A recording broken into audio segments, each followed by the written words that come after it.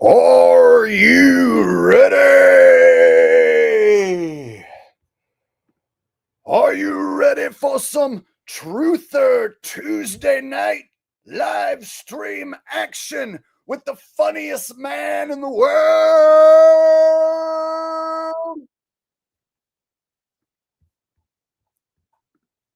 Well, I hope so, because it is Tuesday night. I am the funniest guy in the world, and this is Truther Tuesdays. Welcome. Got a fun show planned for you guys tonight. So without further ado, let's get this show on the road, shall we? All right. We are on and popping. We got one of my lovely moderators here. Rose Bell says, hello, everyone. Got another lovely moderator here. Andy says, hi, Jake. And yet another lovely moderator says, greetings, mods and chat. Whole lot of lovely moderator action going on. Kathy M saying, hi, Jake. All right. We got ready to go. Says, is he in the chat? Is who in the chat? All right. Misanthropic says, hey guys. All right. Veracity Media says, good evening, folks. Good evening indeed. Good evening to all. All right. Lemming in a shiny metal box says, greetings and salutations. Shady Davy D says, Jaren Trollism. Oh, is there a troll in here? If I spot the trolls, I'll go ahead and boot them. All right. So before the stream even started, I had some super chat love being spread from Dcran4D. But first there was one before the show even started from Simone and from Shady Davy D. So I got to go all the way back. Oh, shit. And one for Zach W. All right. You guys, wow. Several super chats before we even started the stream. First off, we had very generous Simone Bettina says, hi, Jake, Ralphie, and good people. This one will be intense. I thought about bringing Jason up to you to take a look. His Phoenix phenomenon is interesting. He always been transparent about his prison time for 20 years. He is thought-provoking, which I like. So this guy, Archaix, Jason, has been brought up in my chat for years. And I went and checked him out years ago, and I never got a good vibe, but I just left it at that and stopped watching. But I dug into his background just a smidge because I found a channel that basically exposes him. And it's not looking good for this Jason guy. In fact, some of the stuff that I saw him doing and promoting seems like just blatant lies. And he seems like he's trying to trick his audience into thinking that he's discovered some new gambling hack and how to beat Vegas. So today we're going to be looking at a few different things with this Jason Archaix character. Worst of all, he's a convicted SEX offender. And whenever you have a convicted offender in the truth scene, it's always a big red flag, because law enforcement, the government, they like to use criminals to be the gatekeepers, and they give them scripts, they give them topics to create content. Meanwhile, they're controlled, they're compromised, they're criminals. One of the best examples would be ODD TV, a convicted, compromised criminal who was also a SEX offender. How about that? Last thing he was doing was hanging out with David Weiss, pushing his tracking app, which leaks people's data. Then he violated his probation and is in prison now. So ODD TV and this Jason Archaix fella, very similar backgrounds as far as them both being offenders and then becoming truthers and then amassing quite a crowd of subscribers. So I'm going to get into all that tonight and then just show you some stuff outside of his criminal background that just looks extremely suspect. So we can actually start with that if you would like, since you're sending this donation and asking about it and interested. We could start with the Archaix stuff, and then I could talk about the Colorado event incident. And what else did I want to get into? Oh, and then of course we have the new boogeyman strain. So those were the main subjects tonight. New variant boogeyman strain coming to get us. The Colorado incident. We're gonna take a look at what went down that they're showing us and do our own little investigation into that. And then Archaix was what I was going to round out the show, but we could start with that. Next up we have Zach W. Zach W says, for Ralph's Meat Fun. You know, it's funny you say that because I went to the halal butcher and they didn't have that much stuff for him. I like smaller bones and stuff for him, but they did have these, this like small little rack of lamb ribs. So he's chewing on some lamb right now as we speak. In fact, he's going to make an appearance right now. That lamb chew, Ralph. Look at the lamb. Look at that lamb chew, dog, chewing on a lamb's ribs. He's like, dude, let me down. I'm trying to chew. So there's Ralph's Meat Fun. Woo, and it stinks, too.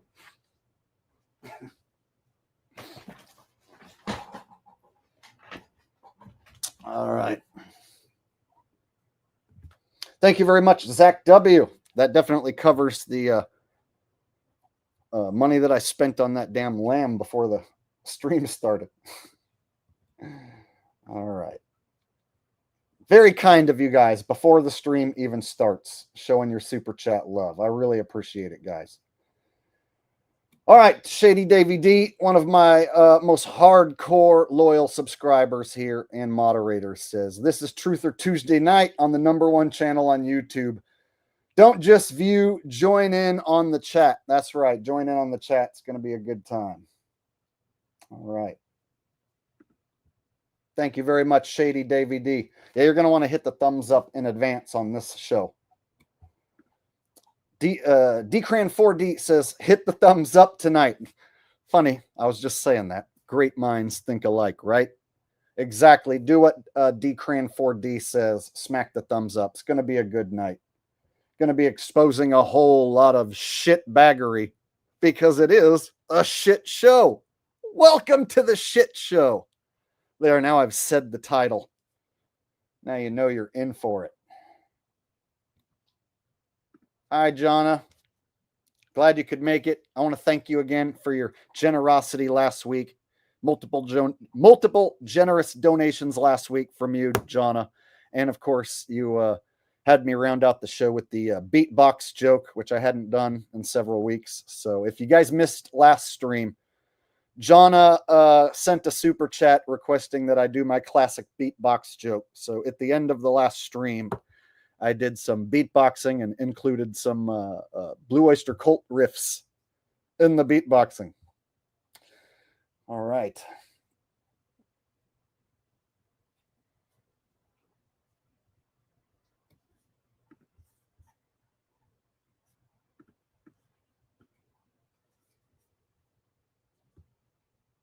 Someone already asking for a Archaix impression. Guess what, guys? After watching a little Archaix, I'm already becoming pretty good at doing an impression. So I'm probably going to do several impressions once we start watching this fella. But basically, it goes like this. Hey, brother, I've discovered this new technique that allows me to beat Las Vegas. I can prove to you we live in a simulation. And I've been going to Las Vegas like 5 times a month, and I've been coming back with just piles of money. Brother, I'm going to help you win $1 million billion. We're going to be rich because this place, it's a simulation, and I basically can't lose with this information that I have amassed inside of this simulation, brother. One thing I have to do when I visit Vegas is let them know that I'm a convicted criminal. I have to let them know, hey, I'm here, brother. Just letting you guys know, I'm an offender. I'm on your little list. I'm here in Vegas, so I gotta let the police know whenever I show up to Vegas. whenever I come to town to take their money, brother. There you go. Something like that, right? All right. So, without further ado, we could go ahead and start with the Archaix stuff. I think I forgot to pull up the super chat. There it is. So that was from Replacement Skylights asking, can I get a Jason Brashears impression? You're going to get several impressions because there's some videos where he's just sitting there like running his mouth saying stupid shit. And I'm going to end up pausing the video and doing impressions. So this is definitely a guy who I think I can get better and then basically become a better version of Archaix than even Archaix if I was to set my mind to it. He's got one of those voices and personalities that I can dial in almost perfectly. So yeah, you guys ready? Let's go ahead and get this party started, shall we? All right.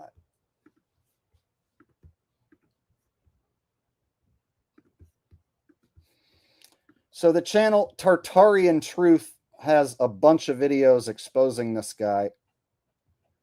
So if you want to see, years worth of Archaix exposés, this is the guy. So this is basically the equivalent of Sports Gematria exposing Zach Hubbard, or my Spherage Goatus parody channel exposing Goatus. So this is one of those channels that's dedicated to exposing Archaix.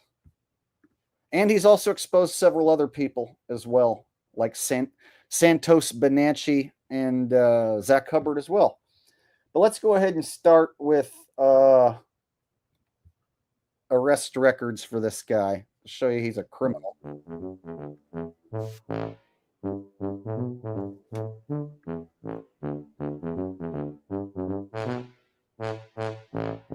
So I guess he was arrested last year for failing to register, and he's on the SEX offenders list. So he's a convicted offender. And from what I've looked into, it was what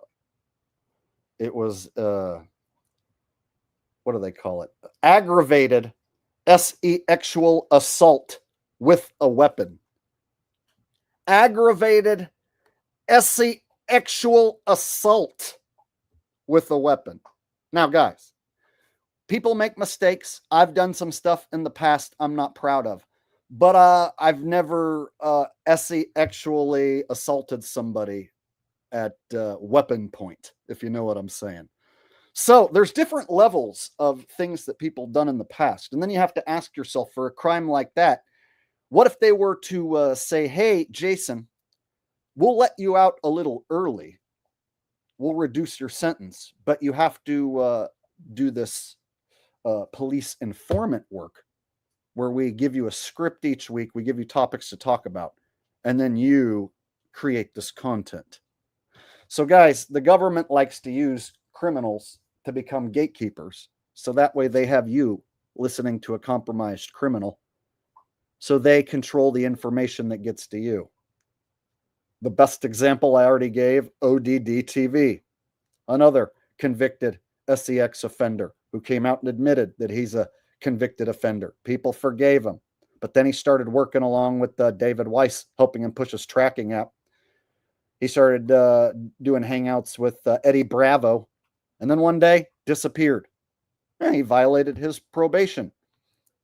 So this fellow right here has been arrested multiple times. He's a multiple-time felon, and you can just look at the fella and tell he just doesn't look like a very nice fella. He doesn't look like a fella who's on the up and up to me. I got a bad vibe just from listening to this guy for a few minutes, and it turns out my bad vibe was 100% correct.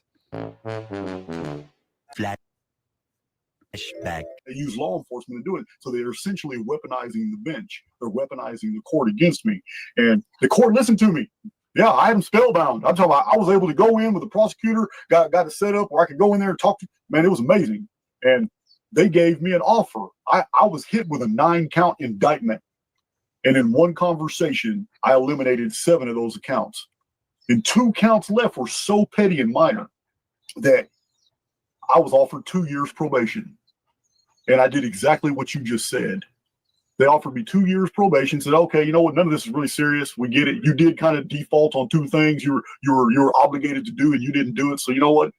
This doesn't merit you going to prison or nothing like that. Let's just, and I told the court no. I told the court no. They told me we'd like to give you 2 years of probation, and I was like, no. Here's a better idea. How about fuck you? I'm walking out of here, and I'm going to Las Vegas to start winning their money, brother. You want to win $1 million, brother? You guys, I don't know any way to tell you, but I've got proof this place is a simulation. And I'm going to go to Las Vegas, and I'm going to win $1 billion. I'm going to prove to everybody. And the people who pay for my program, those are the ones who are going to get this valuable information, brother. Sounds like an idiot. And I offered something else. I love it. This is exactly, I'm going to do a whole video and tell everybody soon, because I got exactly what I want. I was full of shit. I promise you that. End of flashback. It's like, All right, so we got an SEX offender of the aggravated assault with a weapon variety. And here's the video that caught my attention and got me to looking into this guy. Was this video right here.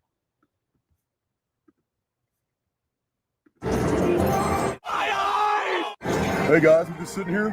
I put some money in this big old machine right here. I don't know. A bunch of crazy stuff on the screen. Just giving you guys an update of what's going on. Who cares? No one cares. You know, I'm really in Vegas on business. Wow. But since I'm using one of their chairs to do this video, I figure I'll put some money in it. Thanks for the money, stupid fuck. I have no idea what I'm doing. Okay, right out of the gate, this guy doesn't have a fucking clue what he's even doing. In fact, he even says that he doesn't have a fucking clue. Listen up. Hey guys, I'm just sitting here. I put some money in this big old machine right here. This big old machine right here? He don't even know what the fuck he's playing. Hey, y'all, you're looking at a professional slot machine hustler who's made probably over $100,000 playing slot machines. One of the only profitable gamblers that you'll ever know who plays slots. You're looking at him. That game right there is called Captain Riches. That is an advantage machine. That game right there, I will check if I spot that game in any casino. If I spot this game, I walk over and I check every denomination because people leave advantages on this machine. Now, Archaix admitted he doesn't know what the fuck's going on, which means he has no idea how to beat slot machines, which means this dumb motherfucker is losing his money on a slot machine playing like a sucker that I know how to beat. And to prove it, I'll tell you how to beat this machine if you keep watching. I don't know. A bunch of crazy stuff on the screen. Just giving you guys an update of what's going on. Who cares? No one cares. You know, I'm really in Vegas on business. Wow. But since I'm using one of their chairs to do this video, I figure I'll put some money in it. Thanks for the money, stupid fuck. I have no idea what I'm doing. He has no idea what he's doing, which means he's just pressing the button like a sucker, losing his money. At all. But it looks like I won a little something. Wow. Let's go ahead and increase that bet. When somebody does something new, never been to Vegas before, they start gambling, they win a little bit, they get super excited, now they can't lose. Oh yeah, it's got to be beginner's luck. So he says, oh, I just want a little something. Oh, that's got to be beginner's luck. Show us the screen, Baldy. Show us how much you won. You guys, he didn't win shit. I can tell by the sounds that the game's making, he didn't fucking win. So the way that this game works is you want to get 3 coins on 1 reel, and it turns the reel wild for 3 spins. That's the way that the game works. And so I can tell he's getting coins on the reels, but he's not winning. Because when you win, it plays a little tune. When you win a good amount, it goes do diddle diddle do do do diddle diddle do do diddle diddle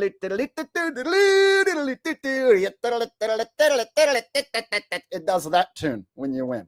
So I know right away he did not just fucking win anything, and now he's talking shit and he ain't showing the screen, which makes him a fucking liar. That's crazy. So, what a hypocrite I am. Date sequence predictive analytics, guys. You guys know this. I've been working on an Opus project for a long time, had a major setback. Business partner decided to do whatever he wanted to do, and I'm not going to go into details. I bombed out with Barry. Barry ended up stealing stuff from me.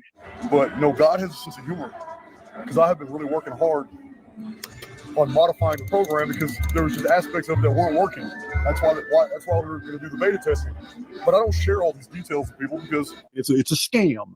You know, I feel that if someone doesn't need to know something, then I don't feel compelled to tell them. It doesn't make sense. And you know, my business partner kind of took it up on himself to go into business with people that I didn't approve. And that's cool because God has a sense of humor.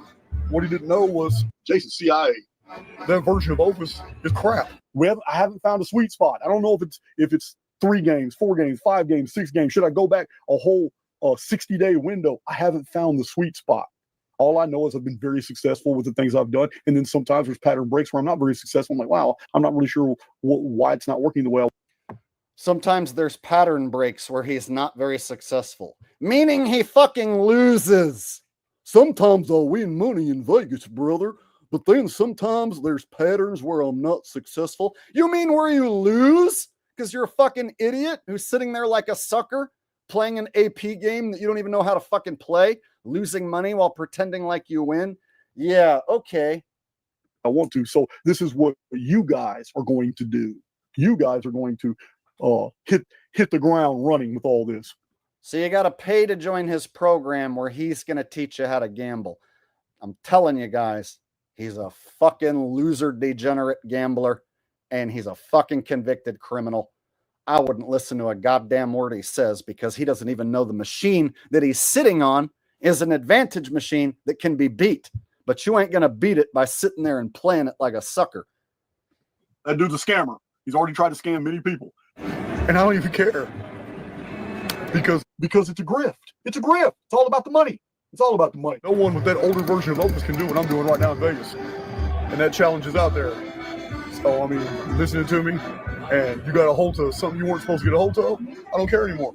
Because it's all fake and gay. But like I said, God has a sense of humor. So all this time I didn't know that somebody was planning on stealing this from me. His ego made him so vulnerable. And then the reason God has a sense of humor is because they stole the version that doesn't work. And here I am with the new updated version that I designed, and so glad I had not shared it with those individuals who were. So somebody in chat said, oh, stop wasting time on this guy. Who cares? Who cares, Jake? Don't talk about other people. Who cares? Now, you guys bring this motherfucker up. I don't bring him up. You guys do. That's why I'm exposing him, because people bring this guy up in my chat. And they bring him up in a way like, hey, have you looked into Archaix? He talks about a lot of interesting, cool stuff. And then it's like, yeah, but what about the fact he was convicted of actually aggravated assault with a weapon? And it seems like he's scamming people with some fucking gambling course in Vegas. Not only that, just the more I watch of this guy, the more shit he'll say, like, I'm drinking bourbon in my coffee, brother. I love drinking Coca-Cola and eating fried chicken, brother. I just love eating me some greasy fried chicken and drinking some Coca-Cola. Why in the fuck are people attracted to this guy? Jesus, he doesn't even sound smart. Sounds like they gave him a couple things to make him kind of sound interesting and smart, but he still comes off like a fucking country bumpkin, drunken, meth head, fucking compromised criminal moron, in my opinion. Basically plotting evil against me. And here I am in Vegas, my 3rd trip. Often in the construct, the only way to break an addiction is to get the addicted to something else. And I haven't had to pay for casinos. I haven't had to pay resort fees. I haven't had to pay taxis. I haven't had to pay anything.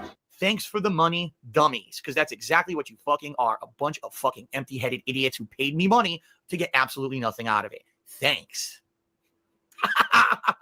Wow. So. Okay. I'm a little distracted guy. I mean, who goes through a casino and reads all day? Man, you are one pathetic loser. I mean, who does that? I'm like an anomaly here. I'm sitting in the bet center at Venetian and at the Luxor. I go back and forth. And at Treasure Island, but you can't bet much at Treasure Island. They got a cap, so I don't like Treasure Island. Just like the addict. The addict who's been doing a certain drug for so long finds it so difficult to escape. Yes, gambling is an addiction. The dopamine rush of winning is quite something. And I can tell you because I've won more than I've lost. And the adrenaline and dopamine rush is quite addicting.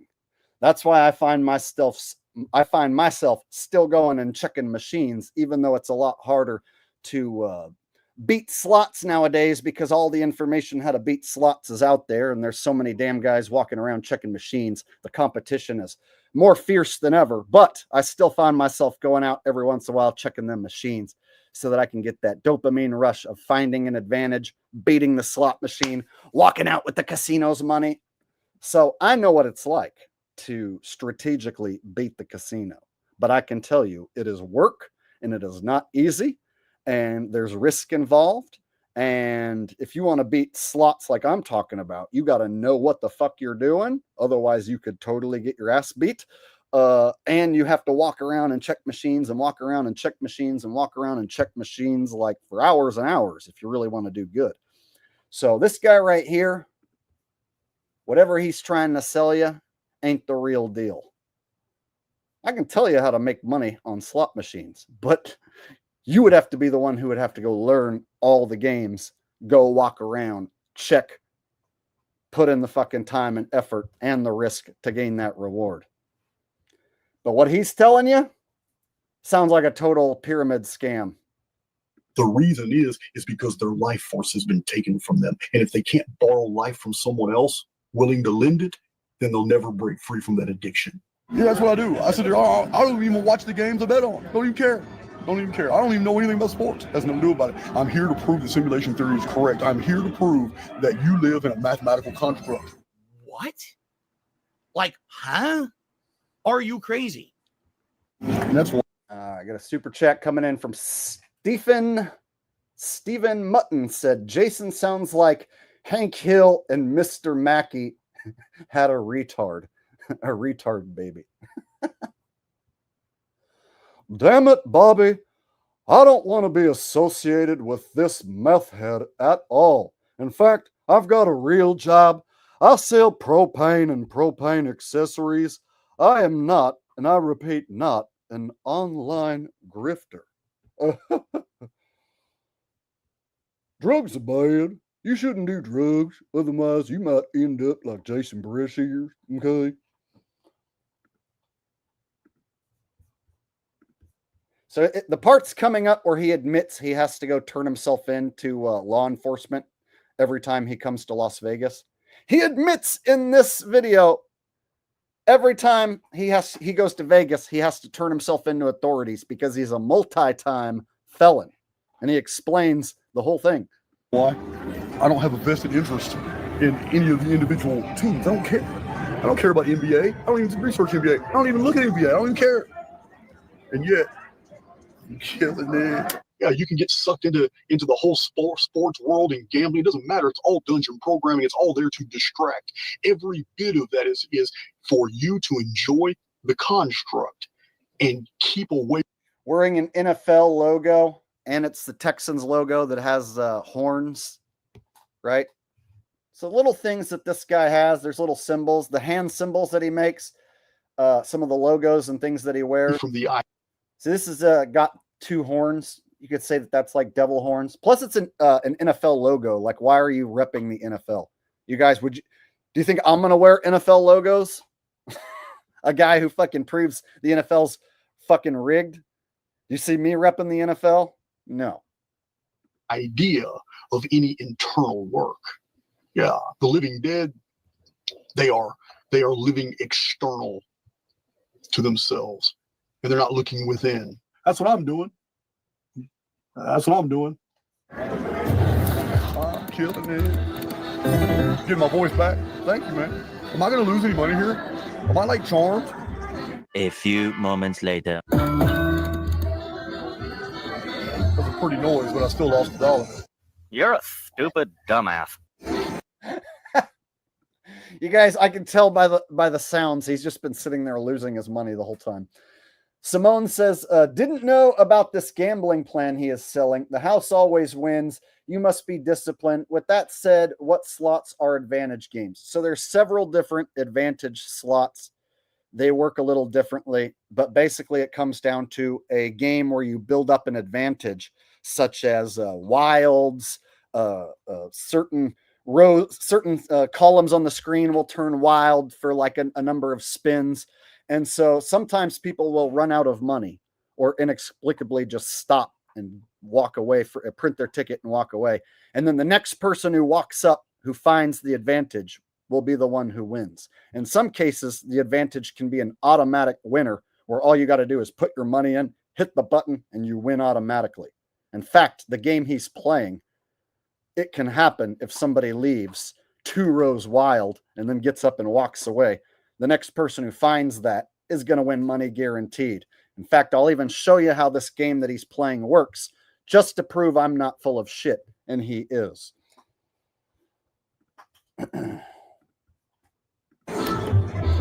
So I was full of shit. I promise you that. It's to me, this has a lot more meaning than winning money. I don't care. You know what? I'm not gonna say I don't care about money. It's not even about the money. Money's not even motivating to me, dude. I'm not gonna say I don't care about money. He's lying. What I'm telling you is the implications. Money's not motivating to me, brother. That's why I go to Las Vegas, Sin City, because God has a sense of humor. And that's why he wants me to go take all the money from Las Vegas, because I don't care about money. That's why I go to Las Vegas, and I want you to give me money so I can teach you how to make money, because I don't care about money. Implications are astounding. When a mathematical program can deconstruct reality to the point it's not even designed for sports statistics, and yet it's nailing who's going to win every single time. I haven't found the sweet spot. All I know is I've been very successful with the things I've done. And then sometimes there's pattern breaks where I'm not very successful. I'm like, wow, I'm not really sure why it's not working the way I want to. So yeah, guys, I have absolute proof, 100%, and witnesses. Oh man, I've got all kinds of concierge packages now. Oh yeah, they've given me every incentive to just move to Vegas, to stay here. Just, hey man, to live in these hotel rooms, casinos. Here, you can just stay here for free. The man is totally out of his mind. Or they only give you those offers if you're losing money. I know people who advantage slot play for a living, and they take advantage of the comp system. So what they do is they'll lose at a Indian casino, like they'll throw around 500 a grand, and then they'll get a bunch of offers and comps, and then they'll go back and use the free play and advantage gamble, and then stick it to them and get all the money back that they lost and then some. So I know guys who use the advantage gambling and the comp system, and they can stay wherever they want, and they get and the casino sends them money. And there's little tricks to where you can pull your card out just as you're going to win. So if you know you're about to win on the next spin, you can pull your fucking card out, and then the casino can't track that you just won. So then they have on record that you lost instead of won. So there's little tricks to this that I know. And this motherfucker right here, he don't know. He ain't giving away the real tricks. Thinks you're a complete moron. Every night I'm walking around giving total strangers free drink vouchers because they keep giving me stacks of them. Here, man. Every time you bet, you keep giving me these drink vouchers. I can't drink that much. I don't even hardly drink. Flashback. Man, I'm a drink of that. Yeah. Star Wars shirt. Come on, guys.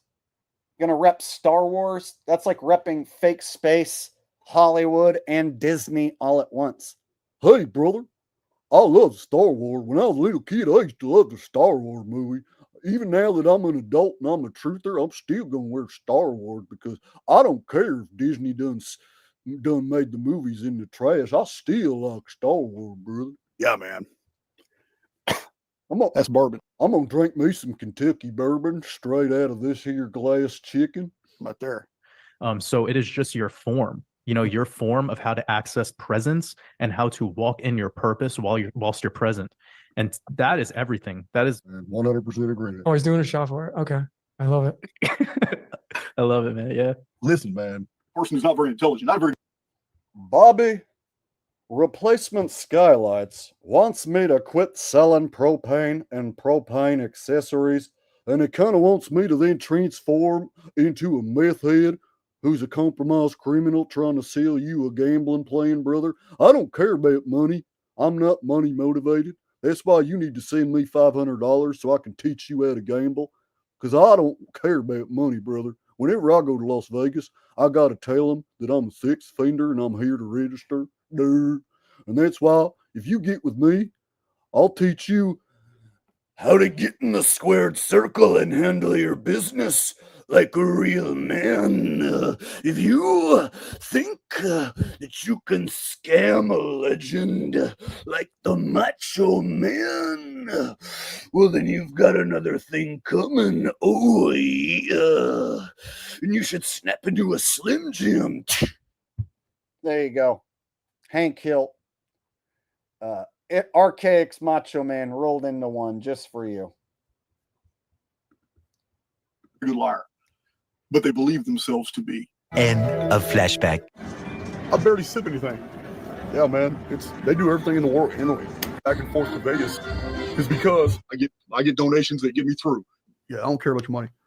I'm about to do a Vegas meetup and I'm about to reveal some very profound things. Saw the potential to make some money.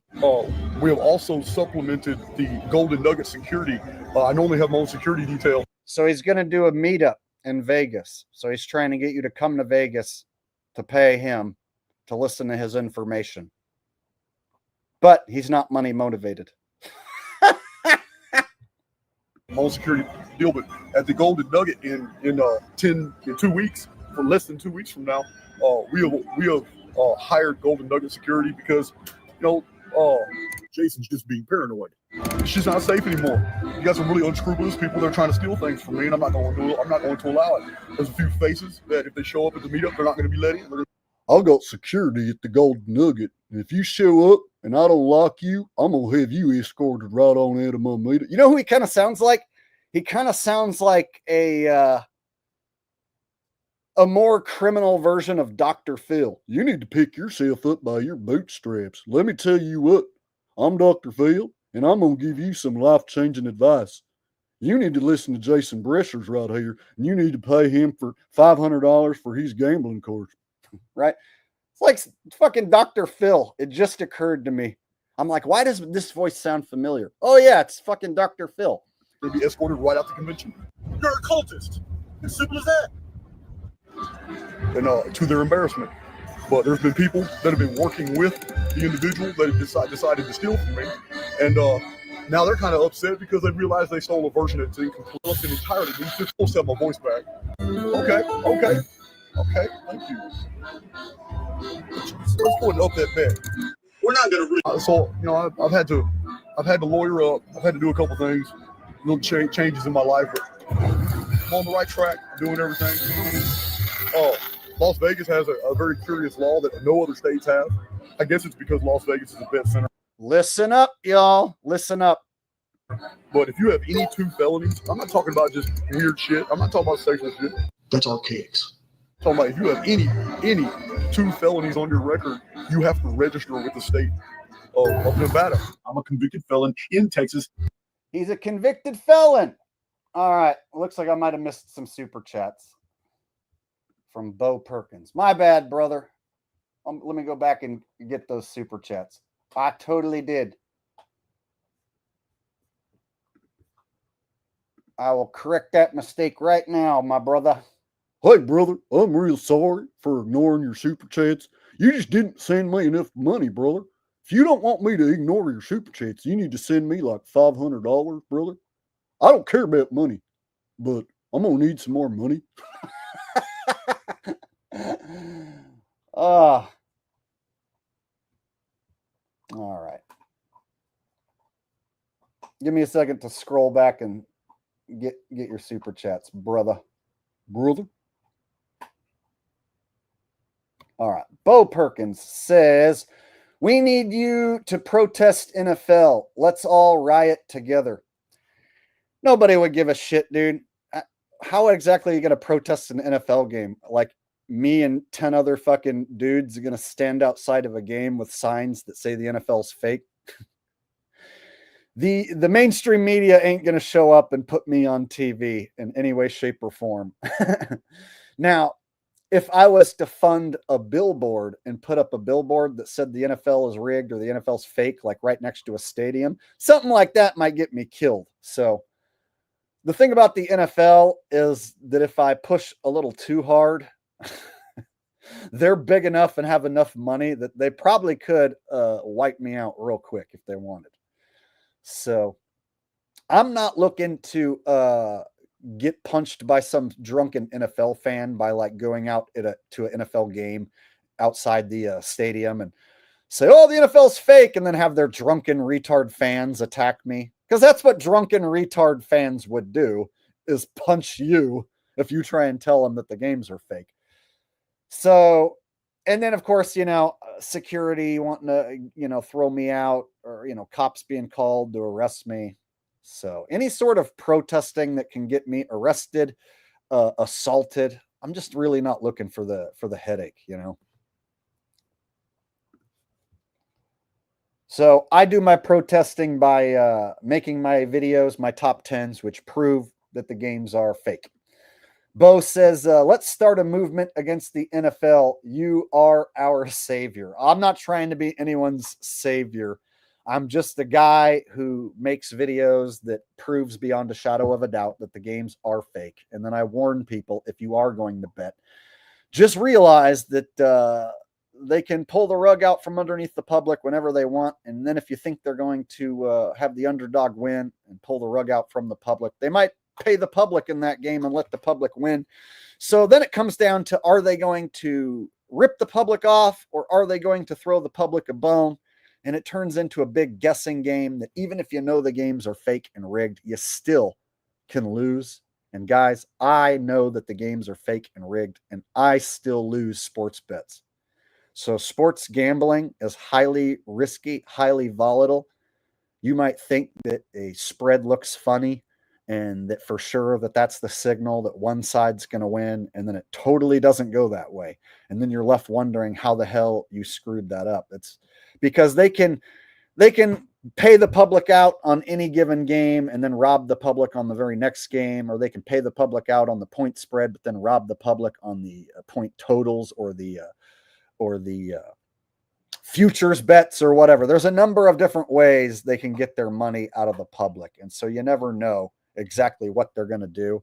Even if you know the games are scripted and fake and you keep an eye on those spreads and money lines and whatnot, you can still make a mistake and lose your money. And they're getting better and better at beating not only the pros, the casual gamblers, they beat everybody. That's why I have a better record beating slot machines than I do beating the house at sports bets. All right.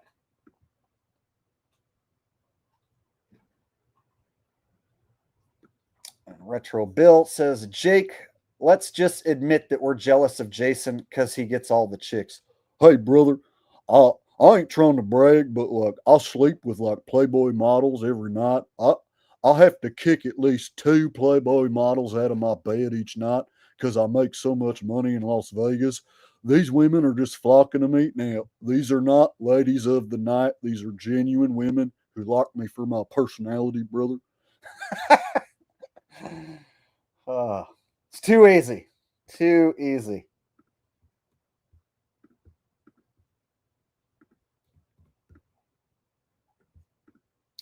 Bo Perkins says, I broke my roommate TV. He was watching NFL. You broke your roommate's TV because he was watching the NFL? That's fucked up, man. Just because someone watches something that you don't like doesn't mean you have the right to break their shit. That means you owe him a new TV. Is what that means. Hopefully you do the right thing and buy your roommate a TV, bro. So even if someone watches something that you don't like fake football, that does not mean that you have the right to break their shit. But I sense your frustration, and I totally get it. I don't even like being around NFL fans when they're watching a game because they irritate the shit out of me. So just being in the vicinity of fans and then listening to them like spout off stats. Oh my God. When fans start saying like, He's averaging 14.7 yards per reception. He's on my when a guy starts talking about his fantasy team, oh my God, that's the worst. That's when I'm like, hey, I have to go take a diarrhea. I'll be right back. Let me tell you about my fantasy football team. Whoa. Before you go any further, I have to go take a diarrhea. I'll be right back to finish listening. All right. So, guys, Archaix is telling us about this law in Nevada where you have to turn yourself into authorities when you show up if you have more than 2 felonies. Let's play it again. Changes in my life, but I'm on the right track, doing everything. Las Vegas has a very curious law that no other states have. I guess it's because Las Vegas is a bet center. But if you have any 2 felonies, I'm not talking about just weird shit. I'm not talking about sexual shit. That's Archaix. I'm talking about if you have any 2 felonies on your record, you have to register with the state of Nevada. I'm a convicted felon in Texas. So I spend so much time here that I have a working relationship with the police department now. And every time I fly into Vegas, I just go to the police department and tell them I'm here. I'm a convicted felon. Hell, I've already told you guys I've committed every single felony except murder. I've committed every single felony except murder. So it just quashes all that. Every single felony except murder. So any of you guys who watch him, why? Well, Jake, he says some interesting stuff. He's almost guaranteed a compromised fucking criminal. He's not just a criminal. He looks like the type of guy who works with authorities to do what he's doing and is being told to promote this gambling shit. I don't think he came up with that himself. He doesn't seem bright enough to come up with his own gambling pyramid scheme. Seems like he's an ODD type who's been given this position to lower his sentence for all those felonies he committed. You know, everything except murder. So at this point, if you're subscribed to this guy, you might want to ask yourself, do I want to support a guy who graped a little girl? You know, guilty of everything besides red rum? Do I really want to support that guy?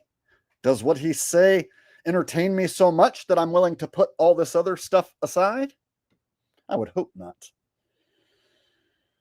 You know, these compromised criminals have to tell you something interesting. They have to have some truth in order to hook you and keep you hooked and listening. But when you find out who they really are, you know, like ODD, when you find out who he really is, what he was really all about, yeah, in my opinion, it overrides the little truth nuggets that they're giving you. You can find those truth nuggets probably elsewhere without supporting the compromised criminal.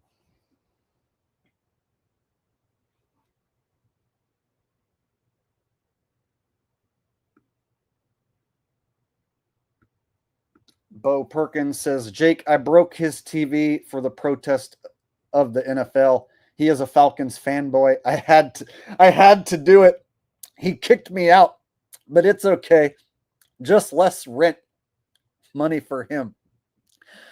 So you broke your roommate's TV and then he kicked you out and you're proud of it. Hey, well, congratulations, bro. I'm happy that you're happy. I'm sure the NFL is going to lose a ton of money because you broke your roommate's TV.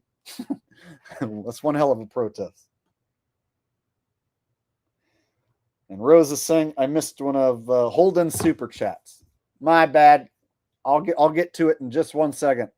RL says, cheers, Jakester.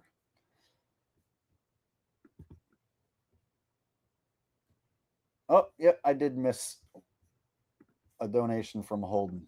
He snuck one by me.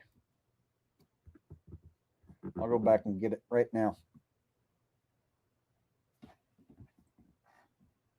So, guys, during his video here, he's losing money on a slot machine like a sucker while acting like he's a winner, talking about selling gambling information. And then he goes into this whole spiel about how he has to turn himself in. whenever he shows up to Nevada. Not a very positive thing to go telling your audience. Holden Smith, thank you very much for the donation, Holden. I appreciate it. Any BS. It's weird. It's weird, man. It's Vegas is the only state like that, but if you have it, a lot of people go to jail. They come to Vegas and they don't report their presence, and they get a traffic ticket or they get caught up in a casino drunk and doing something stupid, and then they run their ID. Local Vegas police department, when they run your ID, if they see that when they pull you up on the NCIC, if they see you have any 2 felonies for anything in your entire life and you have not registered with the Vegas Police Department, your ass goes to jail without going to court. It's 30 days automatic punishment. There's no appeal or none of that. So I'm just warning some of y'all that are going to come to the meetup. I'm just warning you, because if you're anything like me, then you probably have more than 2 felonies, brother. So they will send your ass to jail if you show up here trying to meet me and you're also a fellow felon. If you are a fellow multiple-time felon like me, you better not mess around, brother. You better turn yourself into the Las Vegas PD right when you show up. They will arrest your ass. You need to know this about Vegas. Vegas is real strict about that. What? That's oddly specific. You need to report your presence to the police department if you have any 2 felonies concerning. Yeah, Bo, any NFL fan who gets shown my content and then they don't fucking wake up, like, what should happen is they should, like, shrug it off possibly, but then a week or 2 later after their team loses, they should take a second look, and then a week or 2 later, they should come to the conclusion that I was right. So some guys will tell me, I didn't believe you at first, Jake, but you were right. Sometimes it takes their team losing 3-4 games in a row to some bullshit, and then they can tell that their team's losing on purpose. They can tell the players are fucking not trying, and then they realize it was all a fucking fraud. So some guys will reject my content at first, but then 5-6 weeks later, they show back up and apologize. So nowadays, it's mostly all dudes who just like watching my content and they already know it's fake and they just want me to point it out because they enjoy me pointing out the rig. So I'm waking up less people now that I've done this for this will be my 4th season, this next season that I do NFL content. So I'm going to wake up less people, but the people that are awake to it, they're like the ones who enjoy that content. They're fucking diehards. So I know that my diehard NFL fan base, they're going to come back next season. So there's guys who don't watch any of my videos. They don't watch any of these streams. But next NFL season, when it rolls around, they're going to be right back here supporting. So it's like I have 2 crowds. I have my NFL crowd, and then I have my my crowd that enjoys the other content, and then the streams. And then there's a bit of crossover. Bo says, I deserve an apology from my roommate. You broke your roommate's TV, and he kicked you out, and you're the one who wants an apology. That's hilarious. You know what? Fuck that fanboy. He totally should apologize to you, right? And buy you a steak dinner. Thank you very much for the multiple donations, Bo Perkins. I appreciate that, brother. All right, let's go to a different video and then we'll move on. I just want to show you one last thing with this guy.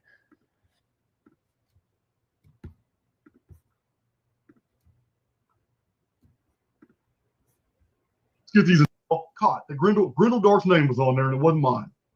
Hello, Jahar Ali, shell cracker. Listen, I drink Cokes. I drink colas. I love beer. All right. I drink bourbon. Got bourbon up there. Tomorrow, I'm going to be touring the hyperbaric chamber where they replicate vapor canopy conditions. Now, one of y'all caught. The Grindle Dart's name was on there and it wasn't mine. Hello, Jahar Ali, shell cracker.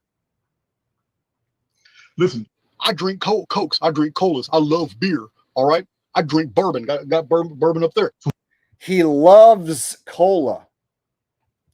He loves it. Cokes. I drink colas. I love beer. He loves beer and cola. I don't know.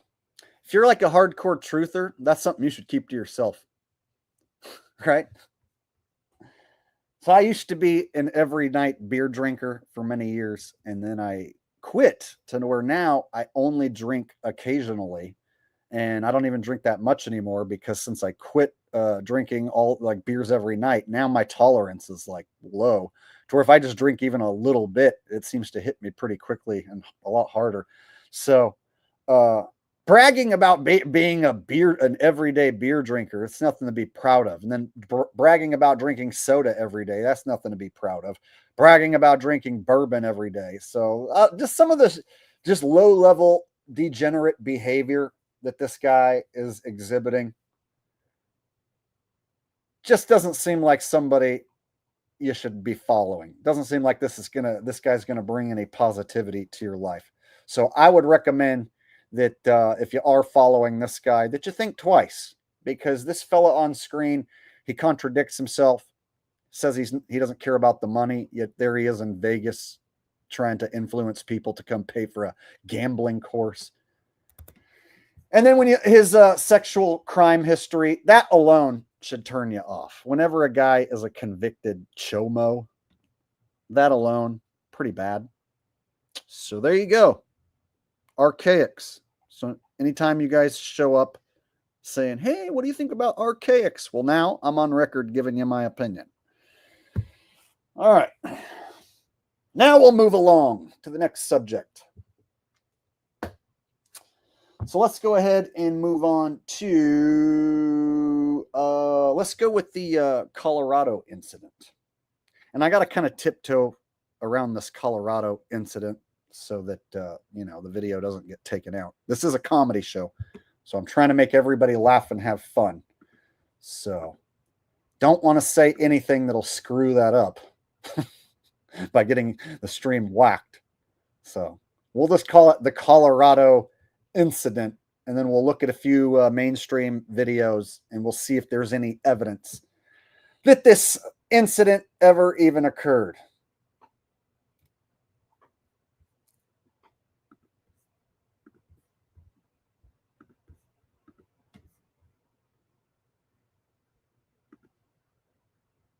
We have not learned.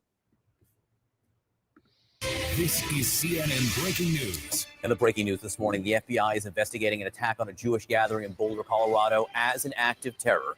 Officials say at least 8 people were injured at the event held in support of Israeli hostages in Gaza. It was a disturbing scene. Smoke rising after the FBI says a man used a makeshift flamethrower and threw an incendiary device into the crowd.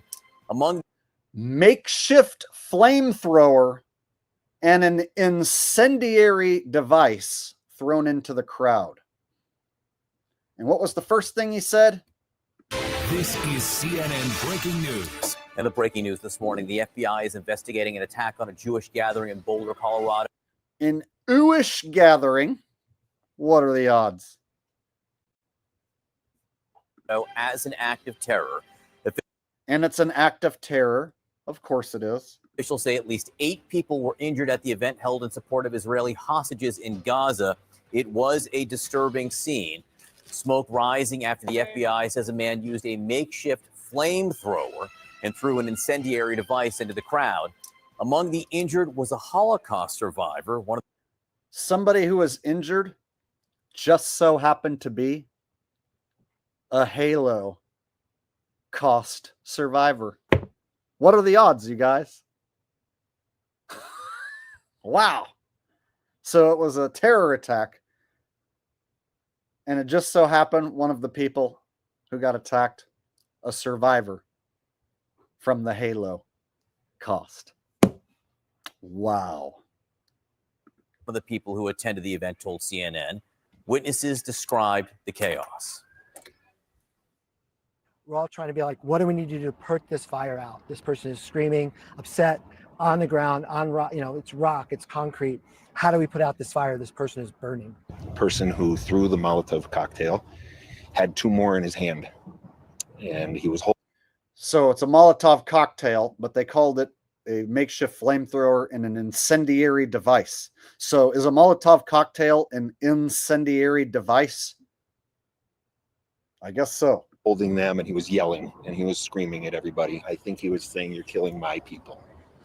as he was holding, and I was only trying to make sure people were getting away because I saw another bomb going off that was in his hand. All right, there is a suspect under arrest this morning. Officials have identified him as 45-year-old Mohammed Sabri Solomon. So this beer belly looking dude looks white, but apparently his name is Mohammed. What was it? Suspect under arrest this morning. Officials have identified him as 45-year-old Mohammed Sabri Solomon. Mohammed Sabri Solomon. He was seen shirtless carrying 2 bottles. You can see it there. The FBI says. Okay, where's the makeshift flamethrower? Those are 2 bottles. Those look like 2 like Dawn sprayer bottles, basically. Where's him shooting flames? I don't see any shooting of flames. I don't see any Molotov cocktails. Molotov cocktail is like what, like lighter fluid or gas or something with like a piece of cloth, and then you'd have to light it on fire, right? So neither of those things that he has looks like a Molotov or a flamethrower. He shouted, "Free Palestine." He is due in court this afternoon after being booked on multiple charges, including felony use of incendiary devices. Sources tell CNN he had applied for asylum in the U.S. Okay, look, here's the cop. We didn't get to see him throwing any flames. We didn't see him throw a Molotov. We didn't see him shoot flames. We didn't even see the cops take him down or nothing. And you're telling me this is like the burn spot right here? I'm going to need to see some more evidence before I consider this a legitimate event. So far, I don't see any evidence of any event at all. Was denied a visa to enter the country in 2005. White House Deputy Chief of Staff Stephen Miller says he had illegally overstayed a tourist visa. Let's get right. And then look, this is like a bunch of water. Where's the burned person? I guess that what this blurry person, is that it right there? Is that supposed to be the burned person? Like to see it as Bryn Gingras. Bring us up to speed. A lot of new developments this morning. Yeah, the first is that Sabri is behind bars, or Solomon rather is behind bars right now on $10 million bail. He has a court date, as you said, 1:30 the time there in Colorado. So we'll be looking forward to see. So guys, I've already looked online. I can't find a single video, mainstream media or otherwise, of this guy shooting any flames or throwing any Molotov cocktails or starting anyone on fire. I can't even find any flames. The only thing I can find is a video where there's some smoke in the distance. So I can't find any video whatsoever, and I've already looked, of this guy setting anyone or anything on fire or shooting any flames at anyone. Can any of you guys find any videos out there where this guy's actually starting a fire of any kind? If so, let me know, because I haven't found a single video. What happens there. We know that there are multiple felony charges that he is booked on, including murder charges, though we have not learned from officials of any of these victims dying. So we're waiting to hear what that means for those charges. As John described, and just including murder charges, though we have not learned from officials of any of these victims dying. So we're waiting to hear what that means for those charges. So nobody dead so far, only injured. Okay. As John described, and you just heard from witnesses there, it was certainly a chaotic scene as these, this is a weekly event that happens with this group of people. They go to support the hostages that are held in Gaza by Hamas. And this person, Solomon, according to police, showed up with his mate. Retro Bill says, Jake, the Halo cause, and I'm being very careful here so I can keep my my stream monetized, says, didn't affect you in the least. So doesn't that technically make you a survivor? I'm a survivor. I'm not gonna give up. I'm a survivor. I'll keep on surviving. I'm a survivor. Yes, we are all survivors. You not gonna stop us. We ain't gonna give up. We gonna work harder. Thank you, Retro Bill, for the donation. Makeshift flamethrower with Molotov cocktails. The witnesses describe how he was just dousing people and trying, people were running to their aid, trying to basically put out the flames with water bottles, we're told. 4 women, 4 men injured in this, all brought. You'd have to be a fucking retard to walk up to a guy who's acting like a psycho and who has flammable if a guy has flammable liquids in his hand and is acting like a psycho, are you going to run over there to him and antagonize him so that he can throw the flammable liquid on you? And then if he is to get the flammable liquid on you, are you going to hang around while he then like lights you on fire? So I haven't seen any videos of him throwing a Molotov and actually lighting anyone on fire. There's no aftermath here of any smoke or remnants of anyone who just got lit on fire. There might be something blurry on screen, but I don't see any aftermath of anyone being lit on fire right here. Women, 4 men injured in this, all brought to hospitals. 2 were actually had to be air flighted as. And if somebody was lit on fire with a Molotov, if you're telling me you're like some 70-year-old man, some 50-year-old lady, you're just going to like hang around and watch and chill while this is all going on? John mentioned one of those victims, a Holocaust survivor. Let's hear more from the governor there in Colorado. I've walked by the way, these folks who most weeks are there, reminding us that the hostages are still being held by Hamas. And to think that they would be attacked viciously and targeted simply because of their political beliefs in this country in this day and age is just completely, hard to believe, frankly. There's usually someone in chat whenever I break down something like this that goes, I was there. I have friends that were there. It was real. Not everything's fake. There's usually somebody who does that. So whoever the person who's going to tell me that this is real, they have friends who were there, they know someone who died, yada, yada. Find me proof. Show it to me. I want to see someone lit on fire. I want to see this guy throwing a Molotov and lighting someone on fire. Even if it's blurry, show me blurry fire. Show me a blurred shot of somebody getting lit on fire. Aftermath, a blurry aftermath shot doesn't count. I got to see him actually throwing a Molotov or shooting flames. They say he had a makeshift flamethrower. He's holding like 2 bottles of like clear liquid. Neither one of them are shooting flames. So the story doesn't make any sense. Want to make sure that, again, no matter what your viewpoints are in our state, that you feel safe. And in particular, now a lot of members of our Jewish community feel particularly threatened by this act of terrorism. And as we said, this is being investigated as an act of terror. We're learning from sources that investigators are looking to see also if this, he had mental health issues, considering everything that you're seeing there, what he was yelling, what he looked like, that he stuck around for that arrest. So all of this, hopefully more information at least coming out at this court appearance later today. Obviously, we're standing by for that. A lot more to learn, but just a horrifying scene there in Boulder. Brent, thank you very much. Kate. And so much of it caught on video as it was playing out. Joining us right now. All right, let me show you guys a few other clips because I looked for the footage and I couldn't find it. I did find like one clip that like shows everything up to the moment and then it stops. So like who in their right minds would be filming all of this but then cut off just when they show you the important part? Watch. I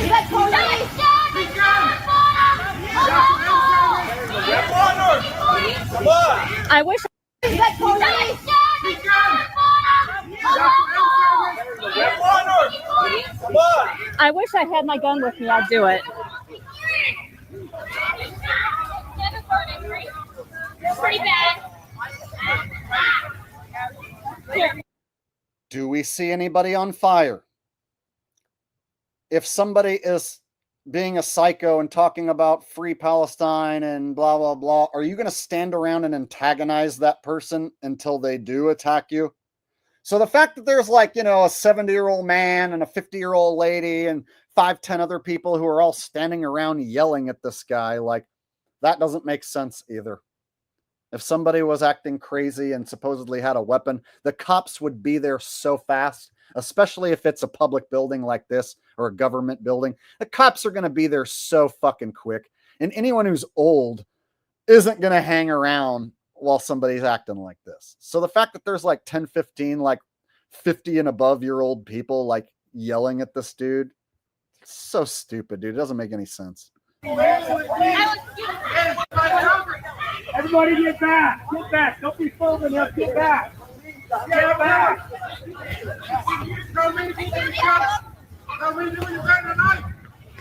Look at this. You got the rainbow logo back here for the LGTB, LMNOP crowd back here. Just happens to be up there. America, wake up! This violence will end America! Thank you, thank you.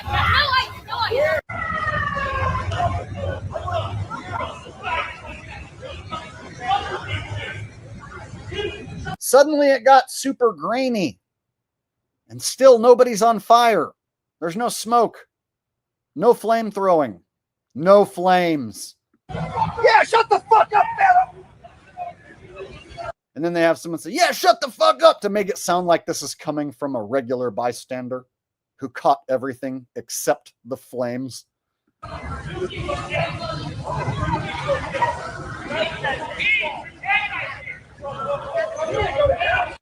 Yep, I'm the crazy one in the family who will do simple research and go, hey, is there any evidence that somebody got lit on fire? Is there any fire on camera at all?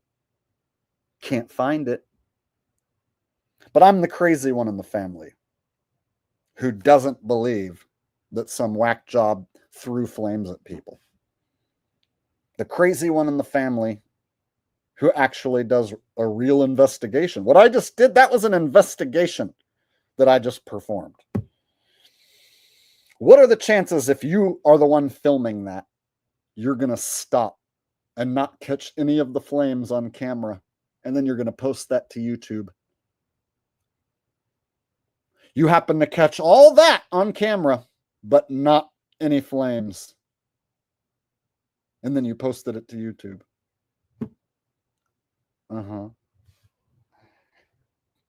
Would anyone here like to show me evidence that this guy lit anyone on fire?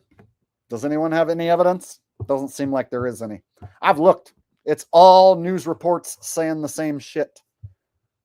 In fact, some of the witnesses are saying things like, I saw a lady get lit on fire from head to toe, and she was engulfed in flames. Not a single shred of evidence to back these stories, though. Watch, I'll show you guys another mainstream media report where, like, some of the witnesses are telling these, like, stories where it's like, when did that happen? We didn't see any of that happening.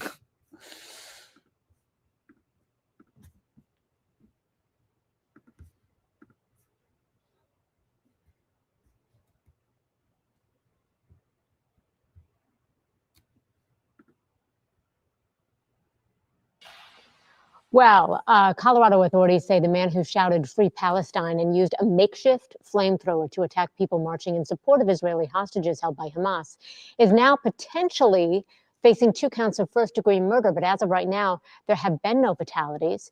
NBC's Jay Gray has more from Boulder.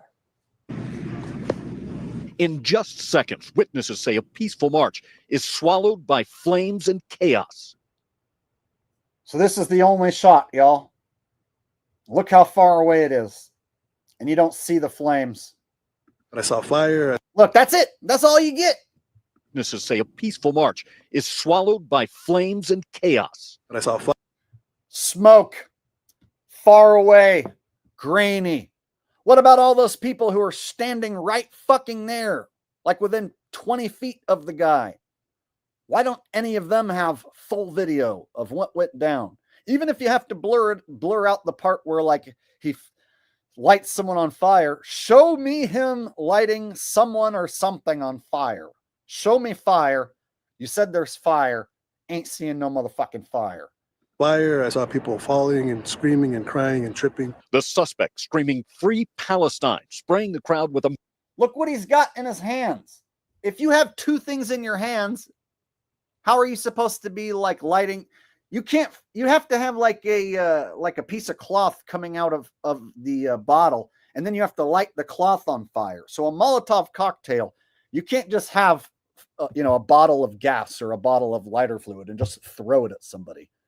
You have to have like a flaming piece of cloth or something You have to have flame to where when you throw it and then it breaks, the flame hits the flammable liquid inside and starts it on fire, right? So there's no flame or any sort of like material sticking out of the tops. He doesn't have a lighter that he's lighting on fire. And the fact that he has two of them in each hand, there's not much you can do if you have two big ass bottles in your hand. Somebody could just run up and jump kick him in the face and he wouldn't be able to do anything, right? If you have two big ass bottles in your hands and neither one of them are shooting flames, you're just standing there yelling with two bottles in your hands. The police would show up within a minute and they would tell him to put that shit down or they're going to fucking shoot him. And if he didn't put it down within like 10 seconds, they would either tase him or shoot him. And that would be the end of that. Makeshift flamethrower. Shoots a fire linear about 20 feet long. Shoots a fire 20 feet long, but we have no footage of that. Followed by multiple explosions. Like, look at those people right there. What are they doing? Near about 20 feet long. This old guy right here. Why are you there? Why are you hanging around antagonizing this crazy person, waiting for him to attack you? Followed by multiple. This lady right here. Why the fuck are you here? This guy. This dude. Like, what are you guys even doing? Get the fuck out of there. Call the police. Run away. Explosions. He had 3 Molotov cocktails. What happened just after that scene right there? Thrower. Shoots a fire linear about 20 feet long. Followed by multiple explosions. Scene cuts right here. Why? Why does the scene cut right there? He had 3 Molotov cocktails. One of them he threw inside of a group. That group, called Run for Their Lives, routinely holding rallies calling for the immediate release of Israeli hostages in Gaza, as others nearby rushed in to help. Shunter Thompson says, wonder what real events happened that prompted this decoy story. It looks like I missed a couple super chats as well. Well, this right here, I just take the evidence as it comes. So I'm not trying to like say, oh, this is a cover up for this other thing, or they're distracting us from this, that, or the other. I'm just going to look at what they're showing us. They're saying this guy had an incendiary device. They're saying he lit people on fire. They're saying he had a makeshift flamethrower. I can't find a goddamn second of footage of him throwing flames. Can't find a single video clip of him throwing a single flame. So just based on that evidence alone, I got to throw it out and say, I don't think this story is legit. I got to watch what I say here, but I can say and get away with it. I'm pretty sure. I don't believe this story is legit because I don't see any evidence for it. All right, let me go back and get these super chats that I missed.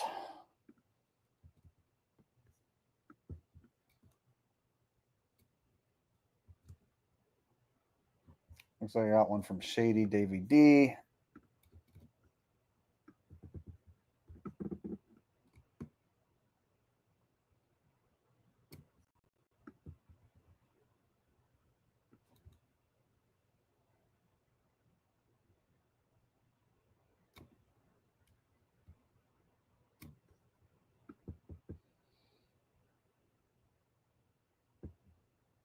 One second.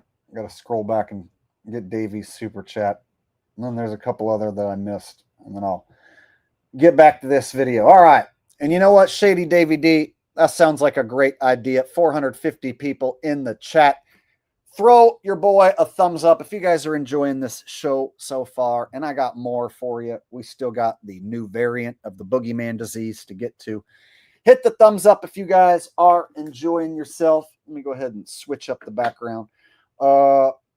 In fact, let's go ahead and set a thumbs up goal. We're going to do a thumbs up drive right now. On my end, I see 221 thumbs up. That's not enough. I want 300 thumbs up right now. If we got 450 people watching, 300 thumbs up is not too much to ask. Smack the thumbs up button right now, and we're going to continue this fun. Do what Davey D says to do right about now. In fact, I'm going to hold the stream hostage until we hit 300 thumbs up.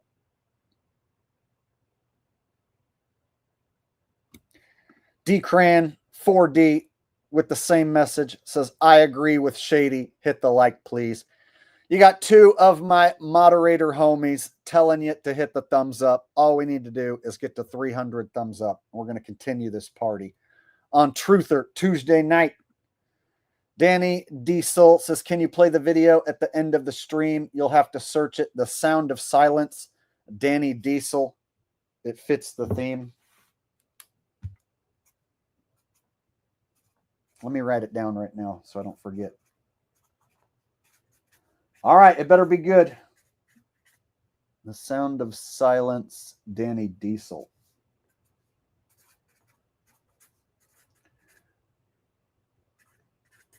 All right. Thank you, Danny Diesel.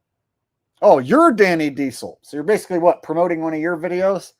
All right, bro. It better be good.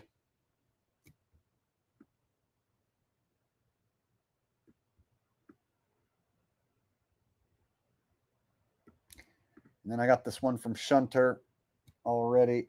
All right. So we should be caught up now, I believe.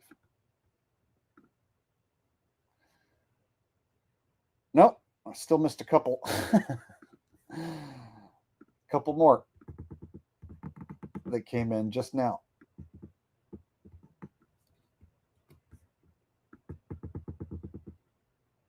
From Retro Bill says, nice Mazel Tov cocktail.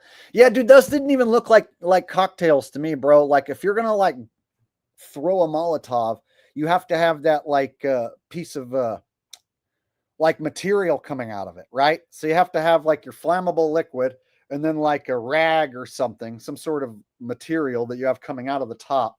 And then you have to light the rag on fire. And this all has to be done very carefully so that you don't fucking light yourself on fire, right? And then you have to throw the Molotov, and it has to be made of glass. That way when it breaks and then the rag that's on fire, you know, it ignites the flammable liquid, and everything has to go right for that to work. Like if you were to throw a glass Molotov at a human, it might just pelt them and bounce off.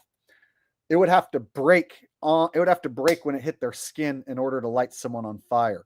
So Molotovs are better used to burn down a structure, because let's say if you throw it through the window of a building and then it starts the inside of a building on fire, then the building gets burnt down.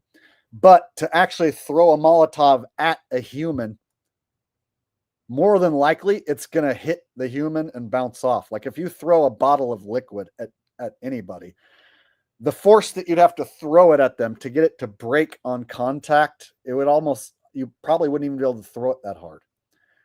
Because people wear clothes and their skin is soft and shock absorbent.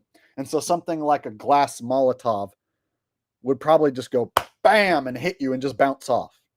See what I'm saying? So starting someone on fire with a Molotov would be easier said than done. That would probably be a lot harder than you would think. Now, a makeshift flamethrower, if you could actually shoot flames, then yeah, you could definitely go around scorching people. But we didn't see this guy shooting flames at anyone.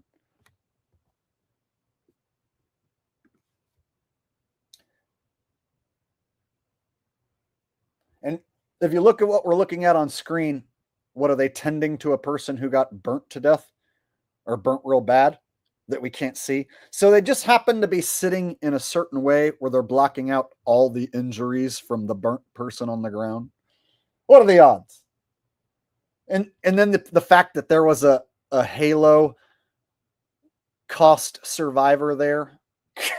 Wow. Barn Kid says KPRC click to Houston YouTube video, a minute 32 length. KPRC Houston. All right, so I guess this guy's saying he found a video maybe that shows something. All right, I'll try and look it up right now.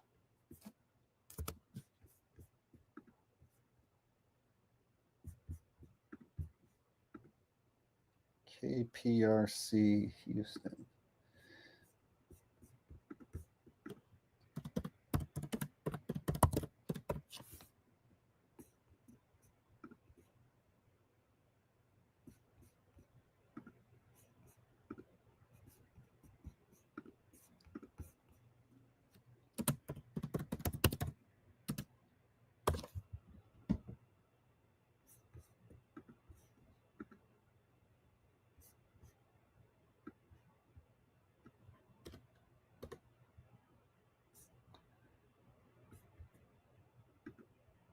All right, I found the page. Now I just got to find the video.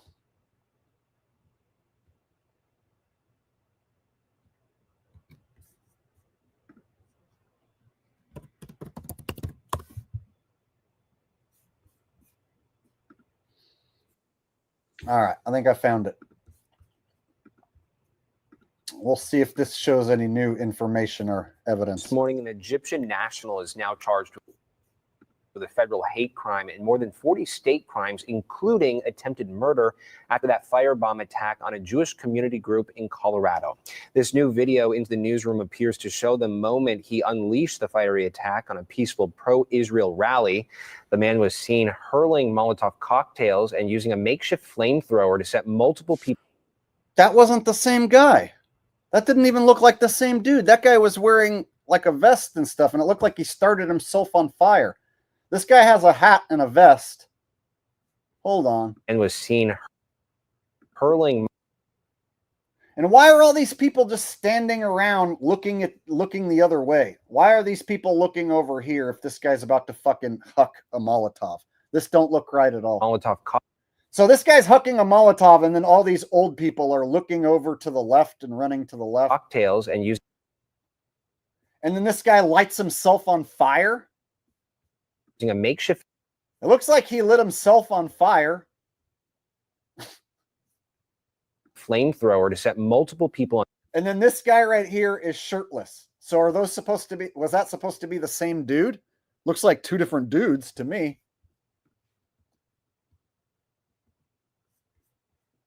On a Jewish community group in Colorado. This new video into the newsroom appears to show. Okay. Hat, sunglasses, orange vest. The moment he unleashed the fiery attack on a peaceful. It looks like he starts himself on fire. Pro-Israel rally. The man was seen hurling Molotov cocktails and using a makeshift flamethrower to set multiple people on fire. Authorities say at least 12 people were injured in the targeted attack. This doesn't look like the same guy. That don't look like the same guy. That almost looked like a fucking AI video to me. Does anyone else feel like that video kind of had here's someone else. Yeah, dude, the way those old people weren't looking in the direction of the Molotov doesn't make any sense whatsoever. Like this lady right here looks like she's got her hands on her face like this, but she's staring off in this direction. These people right here look like they're looking over here to the left.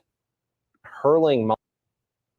You'd be looking at this dude right now, or you'd be running like towards this. You'd be running with your back towards him, or you'd be looking at him. You wouldn't be looking over here to the left. Like, what are these people looking at over here to the left? Molotov cocktails and using a makeshift flamethrower to set multiple people on fire.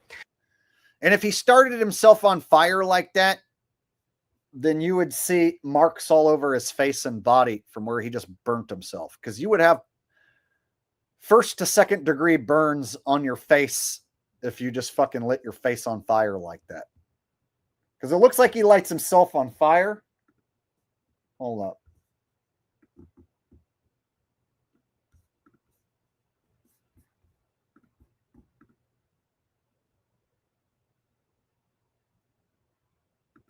And then this guy in the hat stands there, doesn't run away. Look at this guy in the hat. He's fearless. He's just going to stand there, watch the guy throw a Molotov, and just stand there. And this ain't adding up. Okay, so we do have this one video of the fire, but it looks very strange, wouldn't you guys say? Not the best footage.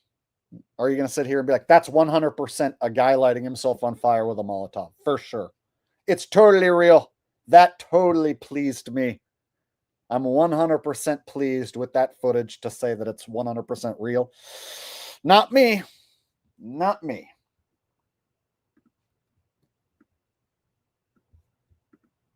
Danny says, I messed up the title.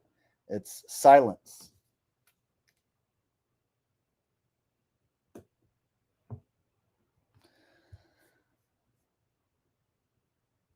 I'll just look it up right now, bro. Whatever you're talking about. The sounds of silence.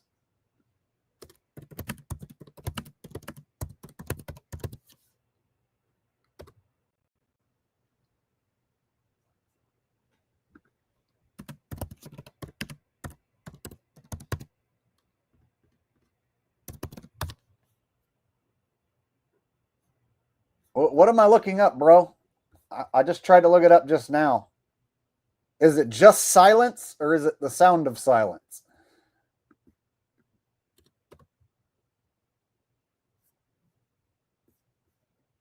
Danny Diesel drunk? Is it this one? Danny Diesel drunk? I can't find it, bro.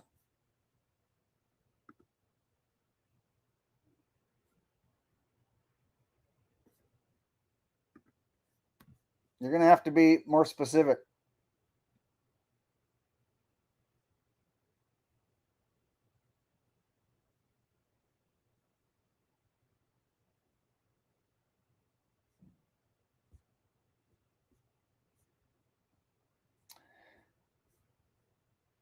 So yeah, bro, give me like the exact name of the video you're talking about, because I don't know what you want me to look up, and I don't want to just keep your super chats without finding your video.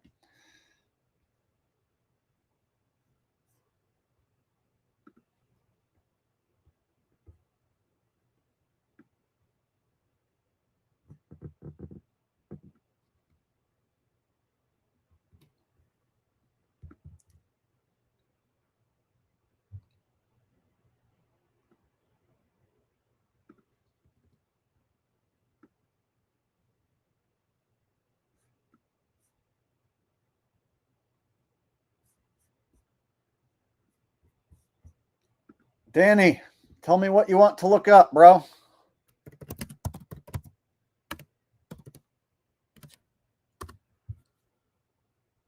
Simon and Garfunkel? Nope.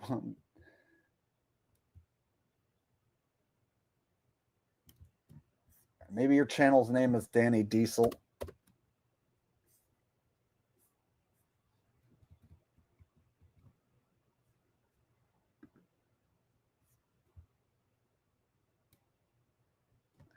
I don't know, bro. I'm not sure what you want me to put on. You're going to have to be more specific. Otherwise, I'm going to move on.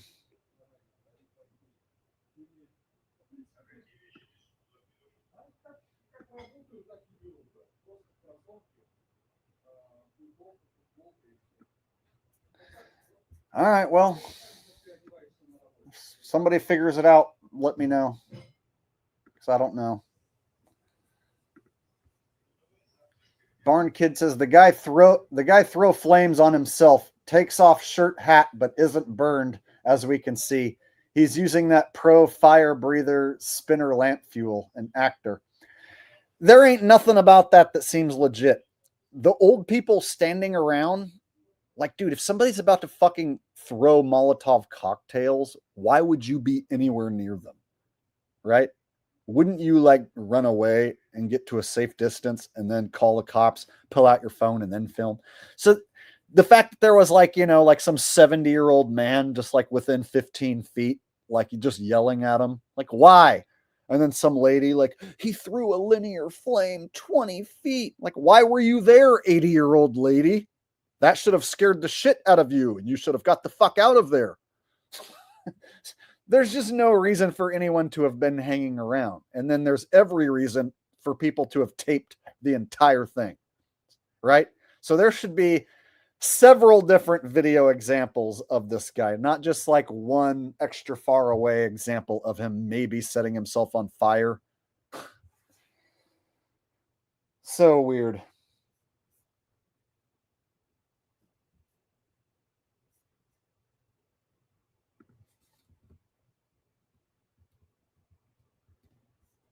Here's Danny Diesel. Maybe it's on his channel, Danny Diesel.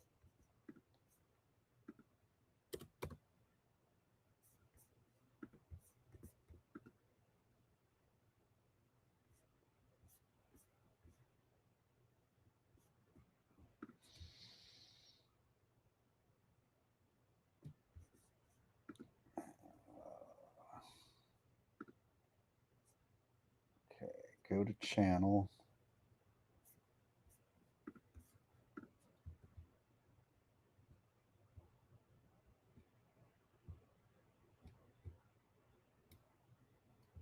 Oh, I think I found it, buddy.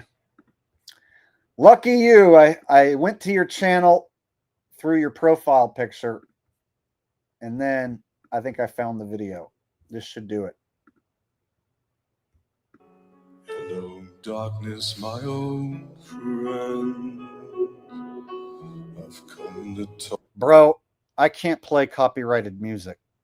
So if this song is copyrighted, then they'll fucking copyright claim the song, and then I'll have to go through and delete it out, and then I'll lose my live chat replay. Are you telling me to play copyrighted music?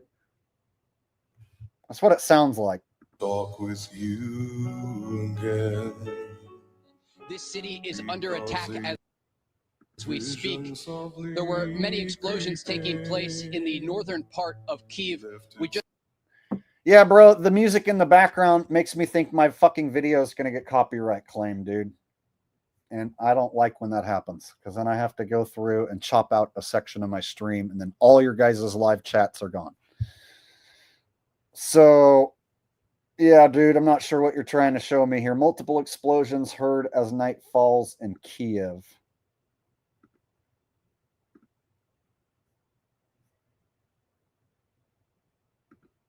Explosions in Kyiv, huh? Yeah, dude, Sound of Silence by Disturbed. You're going to get me fucking copyright claimed, bro.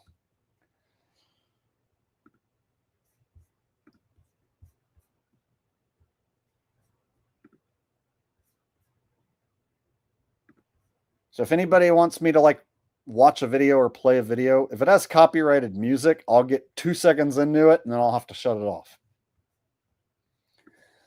All right. Nev Solt says, thoughts on what society will be in 80 years or so. Bro, you're talking about when I'm dead? You want me to give you an idea of what this place is going to look like when I'm dead? Like, I'm going to be 42 in July. So in 80 years from now, I'll be 122, which means I'll be long dead. So what are things going to be like when I'm long dead? It'll be like that movie Demolition Man, except it'll be a lot more fucking stupid and gay. So think Demolition Man, but even more stupid, retarded, and gay. That's my guess.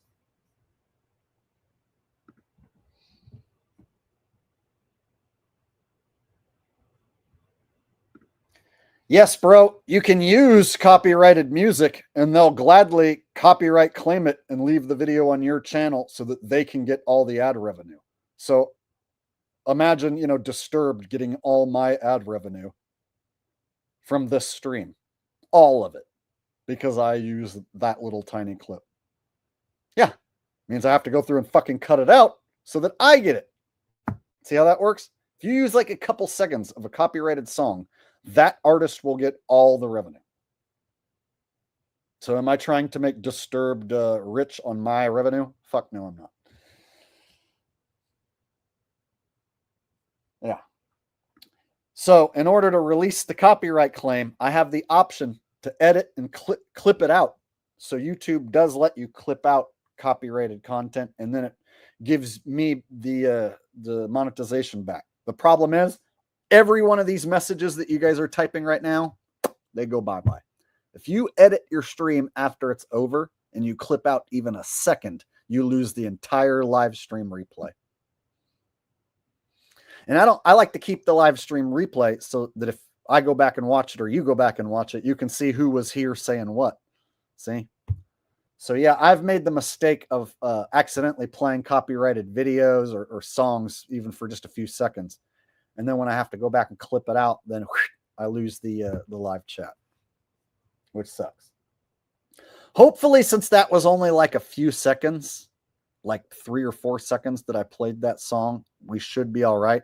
I think I can play up to like 7 seconds of a song before they can officially copyright claim it, I think. But we'll see. Anyway, moving on. Barn Kid said, watch the guy again. He sneaks out of the bushes dressed in construction gear, flames himself on first throw. Then everyone started filming. It doesn't look right, bro. The guy wasn't burnt. The people were looking in the wrong direction. The old guy that just stood there and stared and didn't move at all. People hanging around and watching him. None of it looks right to me. The lack of a mutilated, burnt victim. The lack of anyone that we see being burnt. Yeah, just none of it looked right.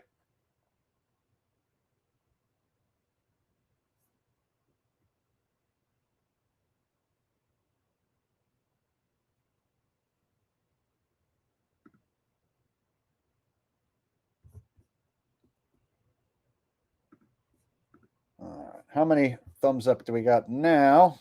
We got 281. You guys remember I told you 300 thumbs up. 300 thumbs up. And then we'll continue. We'll move on to the next subject, which is the new variant. New boogeyman disease.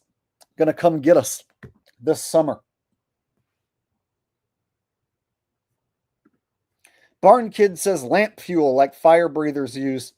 It's safer. Even the footage looked super grainy to me. It looked of AI quality.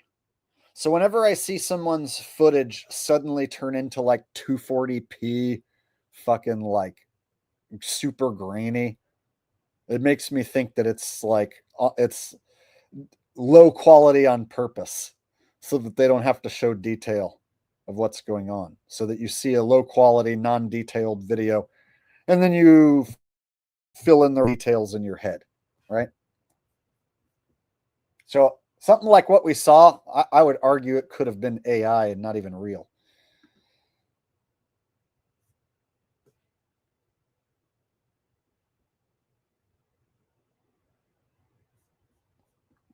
Yeah, hit the like button for 300 likes. What's wrong with y'all, right?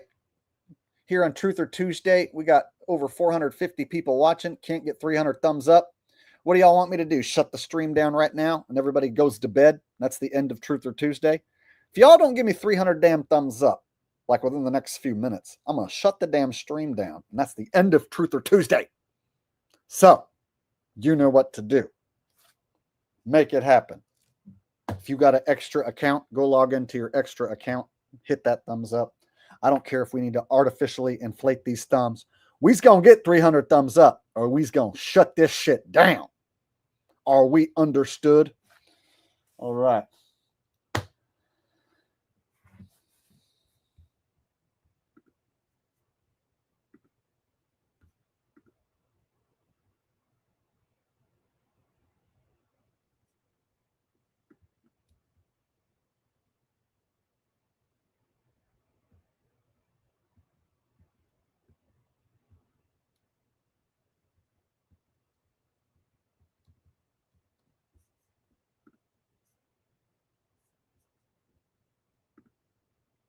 All right, let's get the next video set up.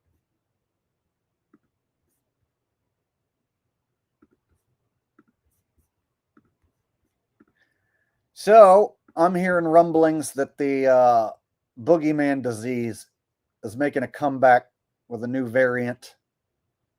So that means all the sheep got to start thinking about going and getting another round of VAXXs and boosters and whatnot, right?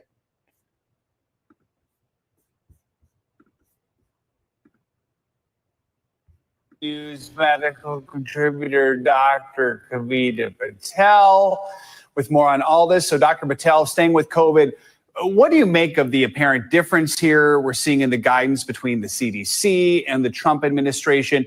How should parents interpret all this? Yeah, I think it leaves parents and honestly, Joe, clinicians confused because there's contradicting guidance, as Liz mentioned in her piece. I do think that the bottom line is that you need to have a conversation with a health professional. If you are a healthy pregnant woman And I would highly encourage the American College of Obstetricians and Gynecologists has already put out a statement that they recommend all pregnant women get the COVID vaccine. There actually have been trials done that included pregnant women and there were no adverse events and it showed a large benefit. And then if you're a parent with a healthy child under the age of 18, you're also going to need to have a conversation. But again, the American Academy of Pediatrics also recommended that children, healthy children, including young ones, especially who are at risk of hospitalizations and death, that they also get the COVID shots. But it's going to get, unfortunately, tricky as we're waiting for more detailed guidance in writing. So far, it's been videos, social media, and a CDC website that indicates it should be done with a conversation with your doctor. Yeah, and this comes as the world. All right, there's another video that talked about it a little more in depth. One second, let me show the other one.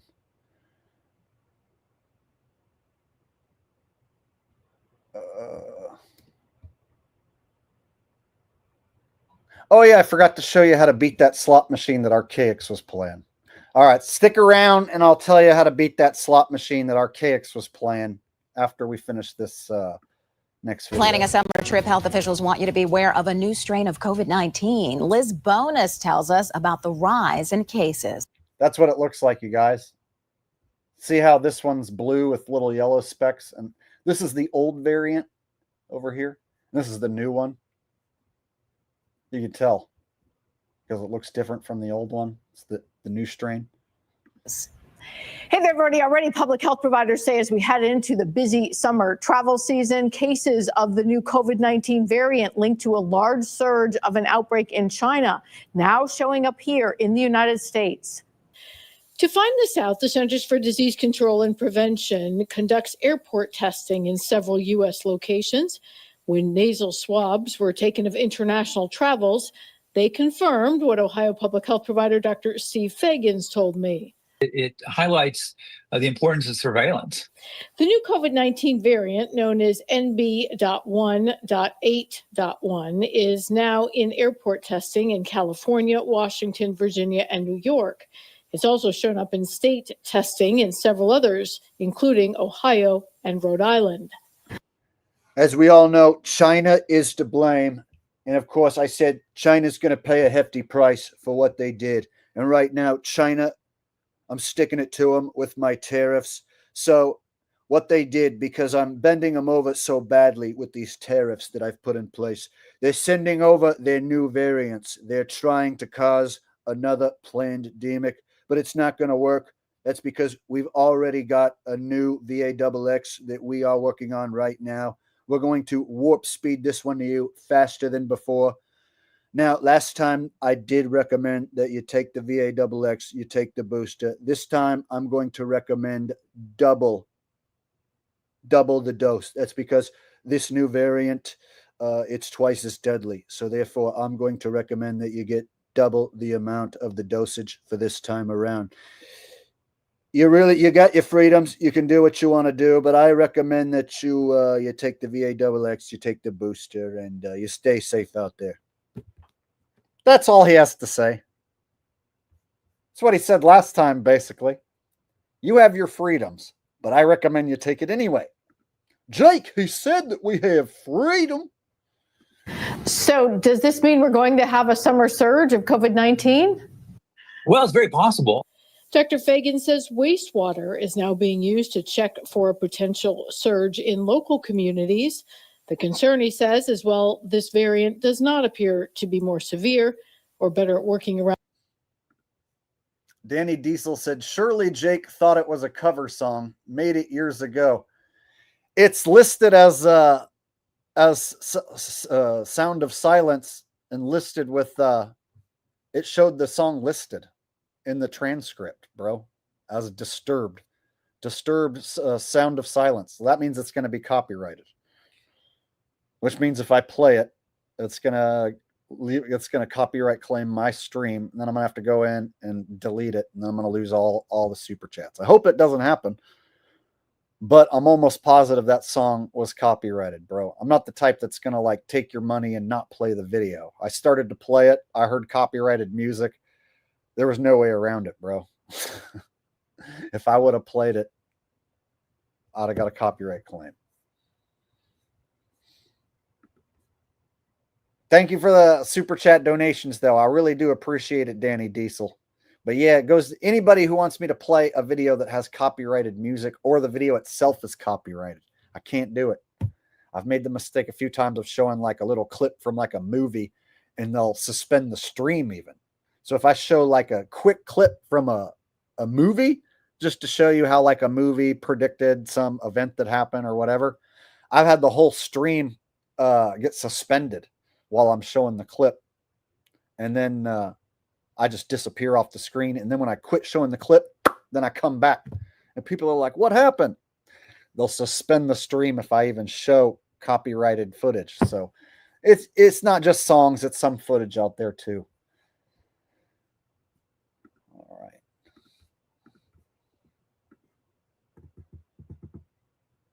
I'm Rigged says, greatest Tasmanian nut impression ever. Please give it your all.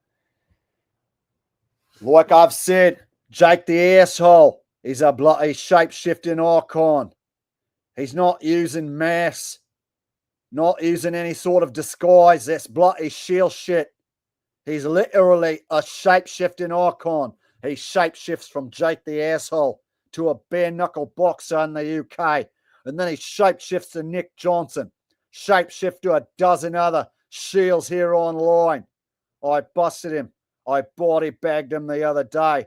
And he came over here crying and lying, trying to cover his tracks. I've busted him. I've added him. I've body bagged him. He's embarrassed. He bloody can't stand that I bodied him. That's what he sounds like. He plays the role of this fella here named Nick Johnson.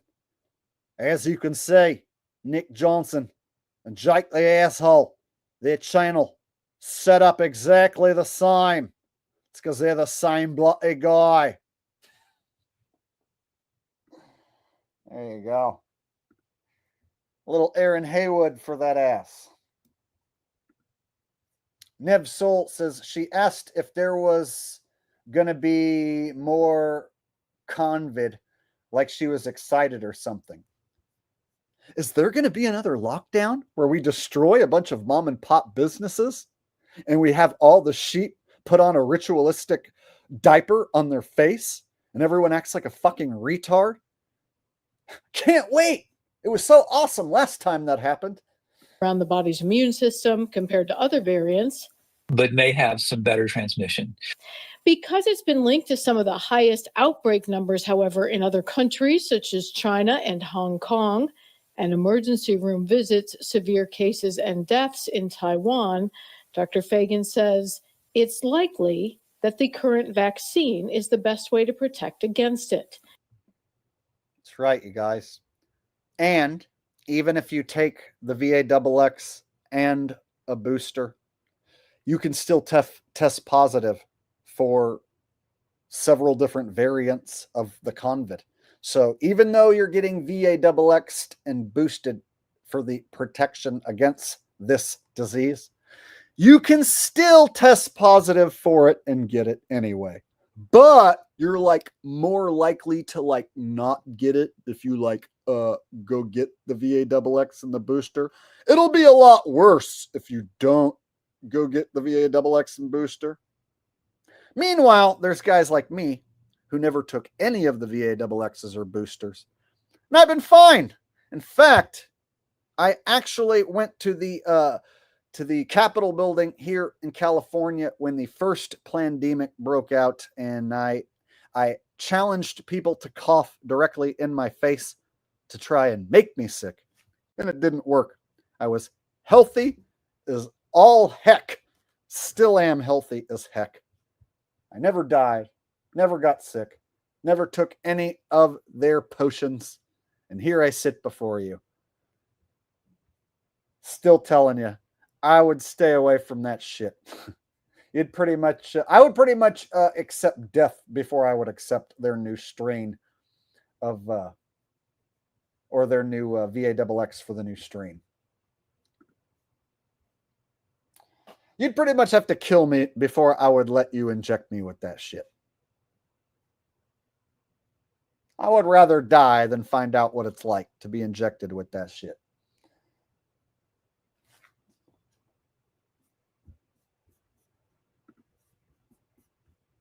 Oh, looks like somebody here doesn't know the story. You said you did what? I went to the Capitol building back in 2020, and there was a big protest going on, but it was like halfway controlled protest. And I told people to cough in my face to prove that there was no boogeyman disease.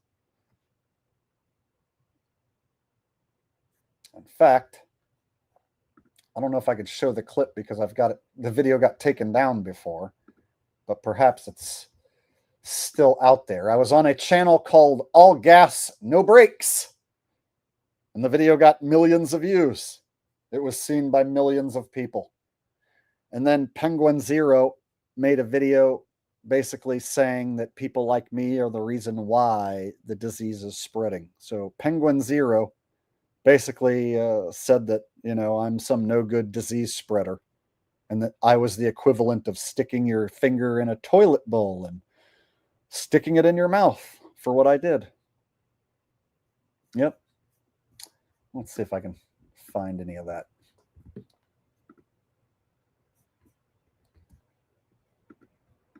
One second.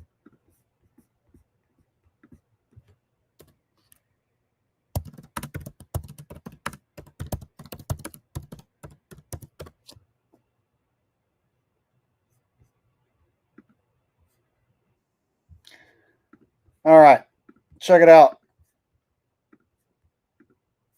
Every problem. Oh, check it out. All Gas, No Brakes, Andrew Callahan, who's basically like a grapist as well, another SEX offender, basically. Here he is with his muzzle. Here he is with his gloves.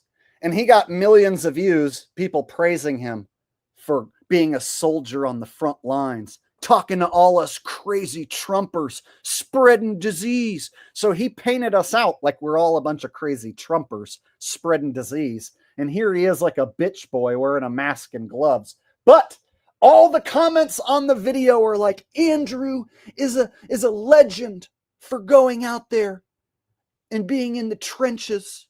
And then guess what? Penguin Zero the next week made a video praising Andrew, calling him a legend. And then he said that I am some disease spreader, right? So I was demonized by Penguin Zero and made to look like a fucking idiot here with this editing tricks, with these editing tricks that they did. So this guy takes footage of, he'll do an interview with you, but then he'll edit it in a way to make you look like you're a fucking idiot who's out of your mind, right? So he basically cut out several minutes of things. Whoa! I don't know who this guy is or what he's talking about. Yeah, I don't know who this guy is or what he's talking about. The views expressed by whoever that guy was does not necessarily represent the views expressed by me, Jake the Asshole. And this is a comedy show. So just because I show you a clip of some guy being crazy, letting people cough in his face, saying crazy stuff like that, doesn't mean that I endorse the same views as that guy.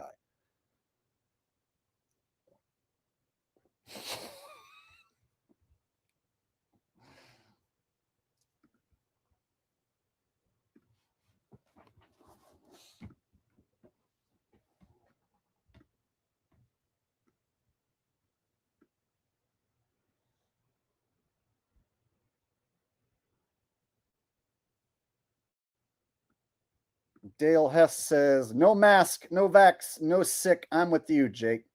Hell yeah, Dale Hess. Hell to the fuck yeah. I'm Rigged says, you have to give Mag a break. He was the first one to ever break this boogeyman shit down, even though 40% of his other stuff is ridiculous. I don't have to give Mag a break. Mag can go fuck himself. Just because he told the truth about the boogeyman disease doesn't mean I have to give him a break. If almost half the shit he says is bullshit, fabricated misinformation, I don't have to give him a fucking pass on nothing. Fuck Mag. Let me tell you something, people. Vern Troyer, as an animatronic robot, people. There's no such thing as a man who's that small, people. Vern Troyer from the Austin Power movies is an animatronic robot, people. You need to wake your ass up right now.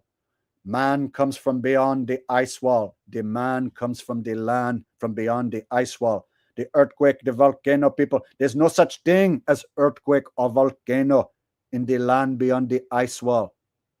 Man come from the Garden of Eden. There's no such thing as an earthquake. Hit you with a bam. I'm gone. Yeah, fuck Bam. If you want to watch them, that's on you. I don't have to watch them. I don't have to like them. I don't have to give him a break. In fact, he can kiss my ass.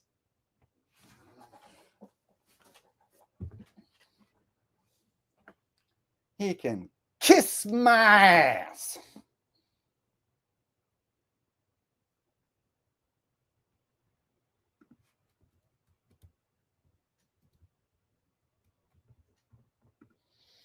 Esteban says, Mag is the biggest Mickey Mouse truther out there. Your chat is filled with WWE simpletons. It's ridiculous. No, my chat is not filled with WWE simpletons. You know, we're all in different parts of our truther journey. And, you know, everyone, you know, we're all different here. And we've all researched, you know, different subjects at different times and entered into this world of conspiracies and world stage shenanigans at different times. And so, you know, we're all, you know, at different points in our truth journey. So you can't expect everyone to be on the same page at all times. But I would hope that most of you are smart enough to know that Mag's a fucking shill who pushes disinformation, and he ain't legit. Now, is he entertaining and is he funny sometimes? Sure. But if you've really listened to some of the shit that he said over the years, it's quite ridiculous. Like the Vern Troyer shit that I was saying. He did say Vern Troyer is an animatronic robot. He did say people come from the Garden of Eden beyond the ice wall with literally no proof. So he says a lot of shit without any proof at all. But, you know, there's those people in his comment section who are like, yeah, hit me with the bam. Yeah, bam, bam, bam, bam, bam, bam.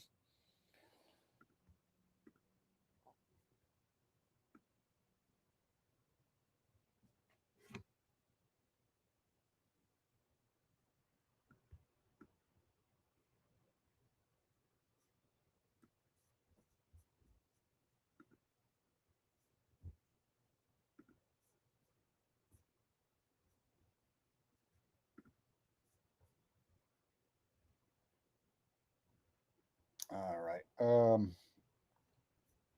What did I want to show?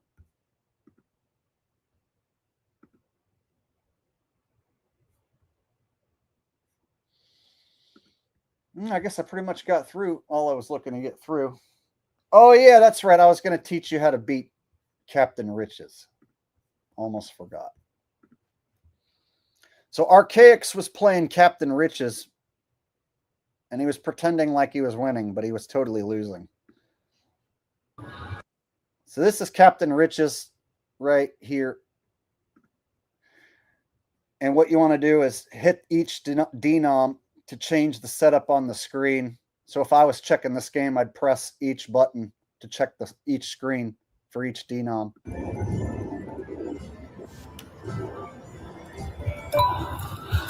So what happens here is if you get 3 coins on a reel, so this is a reel, this is a reel, and this is a reel. So if you get 3 coins on one of these reels, it'll turn the reel wild for 3 spins. So basically what you're trying to do is get multiple reels wild at once so that you can get like 4 of a kinds, 5 of a kinds. So basically you want to get multiple wilds going at once on this one. And if somebody was to leave a coin here and a coin here, coin here, coin here, coin here, coin here, then you're 1 coin away from turning all 3 of the reels wild. That's what I would call an advantage. Or if somebody leaves one of these reels wild, and then you walk up and one of them on the next spin is going to be wild or 2 reels wild, then of course you would play that as well. So I like to play this game if I see 2 coins on each reel, or if somebody leaves one of these reels wild, but I only play it in that scenario. So let me show you how it works.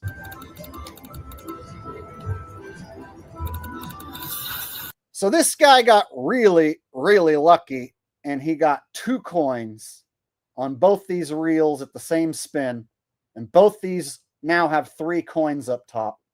1, 2, 3, 1, 2, 3. It's going to turn both these reels wild for 3 spins. So that means the next 3 spins, this person's going to win guaranteed. But on this spin right here, he didn't win anything. But the next 3 spins, he's going to win guaranteed money. So right here, the machine is at an advantage. But if you were to be stupid and you didn't know what was going on, and you were to print your ticket and walk away, or if you ran out of money at this point, the next person who walked up is going to get to play these 2 reels wild for 3 spins and win guaranteed. So this game here, Captain Riches, if somebody doesn't know what they're doing and they leave reels wild, you can walk up and find it in a guaranteed winning position.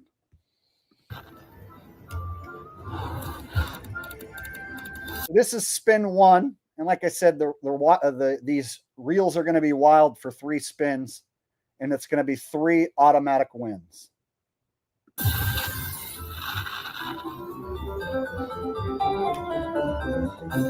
That was spin 1. They won $20.75.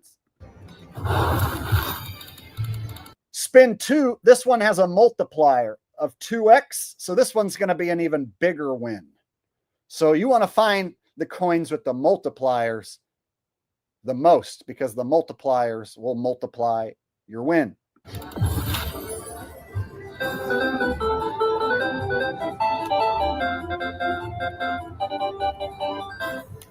That one was $46.50. See, look, 3 of a kind, 3 of a kind, 3 of a kind, 3 of a kind, and then there's these 2 X's, right? It would have been even bigger if it would have connected all the way across. See? Now here's the 3rd spin. Now this 3rd spin, they're going to get a ×2 on this reel and this reel, making it a ×4. A 4x spin on the next spin. The next spin is going to be the biggest win of all. So if somebody was to print their ticket right here and leave that 1 spin left wild, you could just walk up and play the 1 spin and win. So this next spin is going to be the biggest win. 2x, 2x.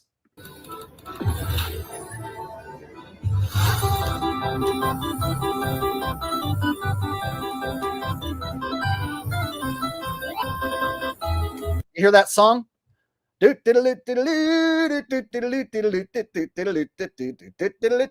Right? So we didn't hear, while Archaix was playing, we didn't hear this song going off, which means he didn't fucking win any big pots.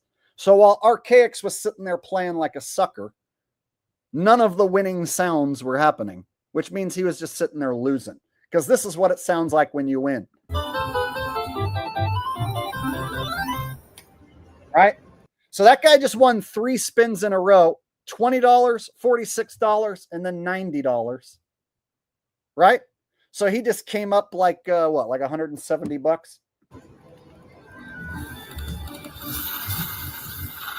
And then now he's continuing to play to fill up these reels again. Now he's got 1 coin, and then 2 coins on the end. So the advantage is over. So he should print this ticket out and quit playing at this point.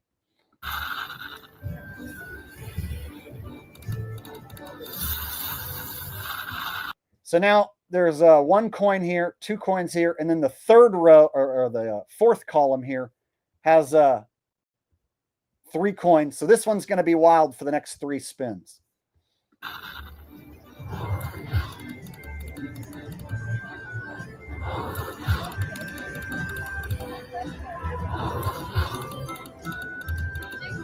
See, so what you're trying to do is what he did there when he got the first two rows wild. If you can get 2 of these rows wild, or 2 columns wild, you're gonna have guaranteed wins. So it's all about getting these rows wild. So I prefer to play this game when there's 2 coins on all 3 reels, so that I'm 1 away from turning those columns wild with one more coin. That's when I prefer to play. Or if somebody leaves any of these columns wild.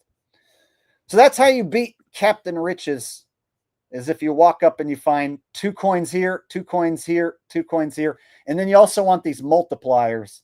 If you can find these multipliers, times 2, times 3, that definitely will make your win even bigger.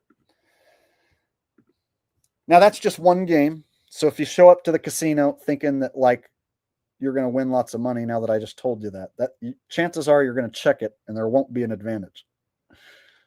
And then you'll have to come back later and check it again, and there won't be an advantage. But if you check it over the course of a night, and if it's busy, eventually somebody does leave 2 coins up there, 2, 2, 2, on all 3 reels. And that's when you play. And every once in a while, somebody leaves a row wild. Sometimes it's just one spin. Somebody will just leave like 1 column wild. So you walk up and just play it once. So you don't sit and play and play and play and play and play and play and play. You find one that's in an advantageous state. You complete the advantage, and at that point, you either have won or lost. Once the advantage is over, you print your ticket, and then you have to go find another advantage.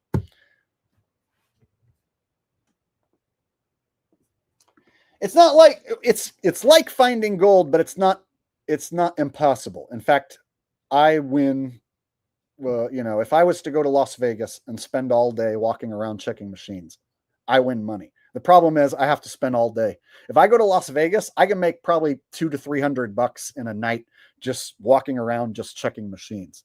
But it's probably going to take me like 6 to 8 hours, and I'm going to have to drive around to several casinos, and I'm going to probably walk like 5 to 10 miles.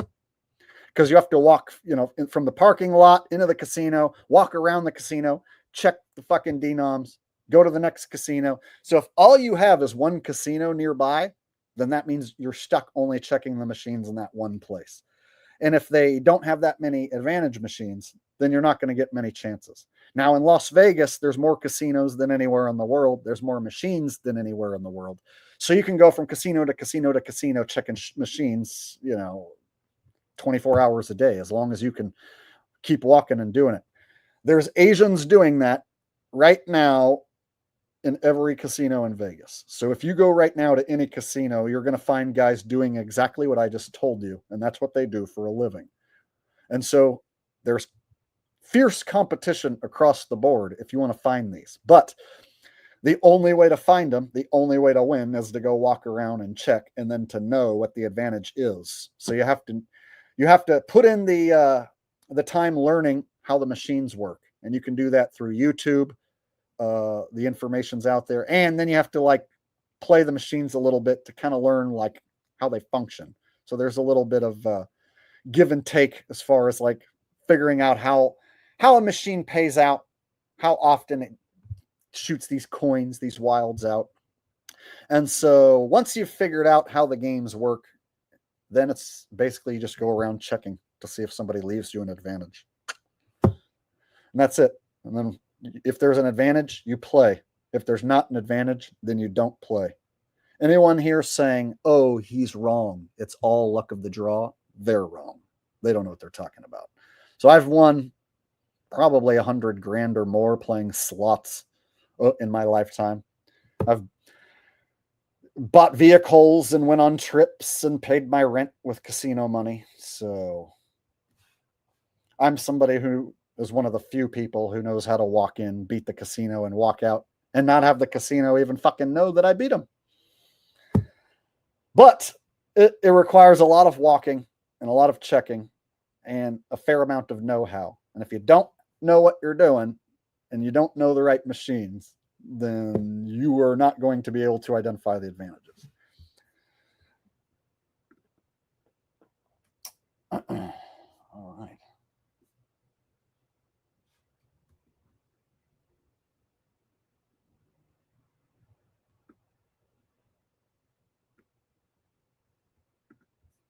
Rumble Rule says, Jake, Steven been talking trash about you lately. That's all he does.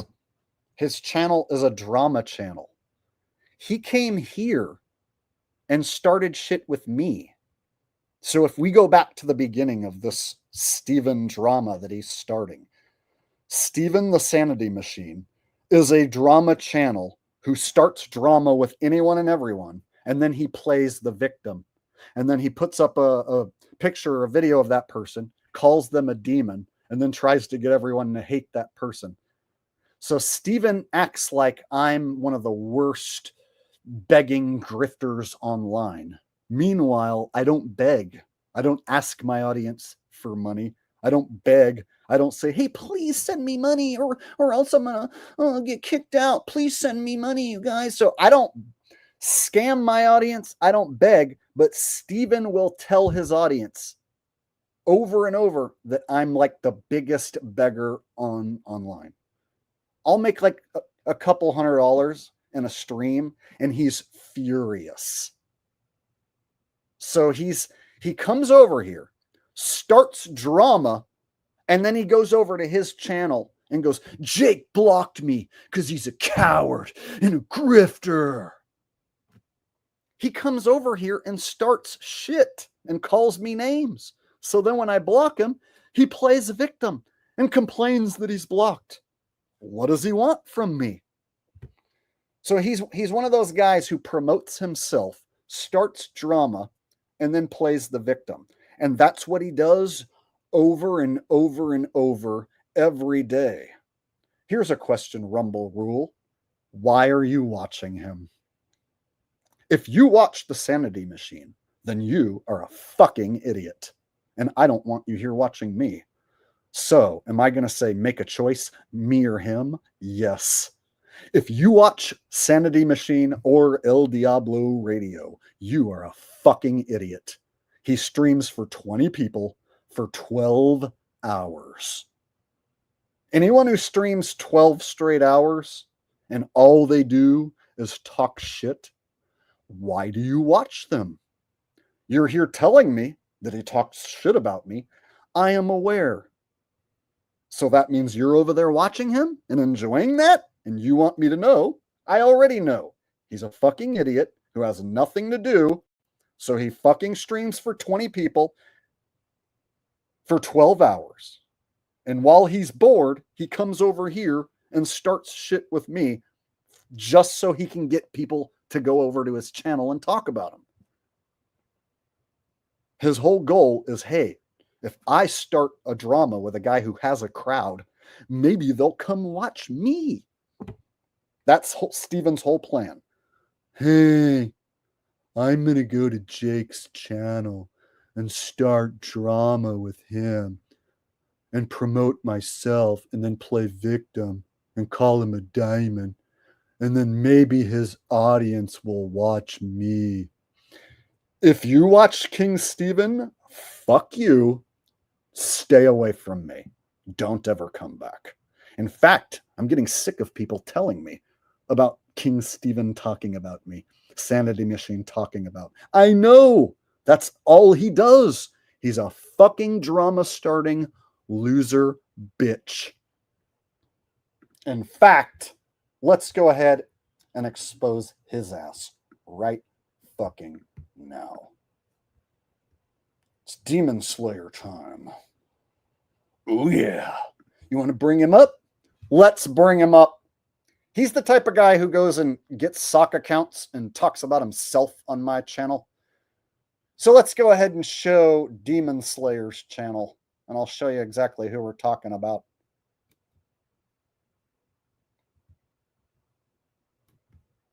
All right. So Demon Slayer is the guy who exposes Sanity Machine, El Diablo Radio, King Steven, whichever you want to call him. It's all the same dude. So I would recommend that you subscribe to this channel. If you want to see Steven get exposed and embarrassed, we'll just go ahead and watch a few of these real quick. And limitations, excuses are found in the mind. When I started learning more about American history and the true oppression, manipulation that's been going on. You ready? Lights, camera, rolling, rolling.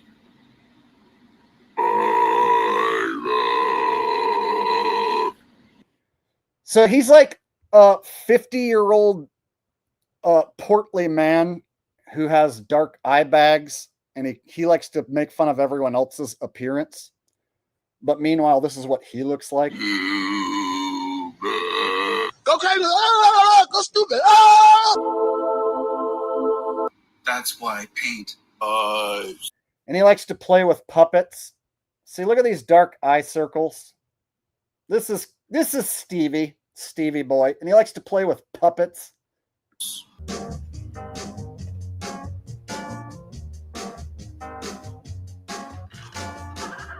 All right. There's got to be a better video than that. All right.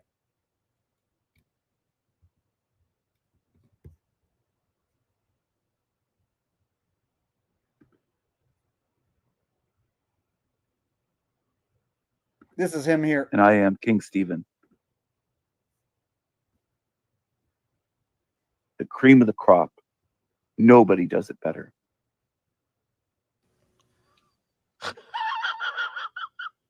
I'm proud to be black. I'm a magical being. I am a black, beautiful American woman. And the ladies love El Diablo and King Stephen. That's the way it works in this realm. I don't write those rules into this reality. How much does the earth cost? Anyway, there's a shitload of different videos of this guy, and he basically does a bunch of Masonic symbolism as well. I'll probably find a better video. He does a bunch of Masonic shit.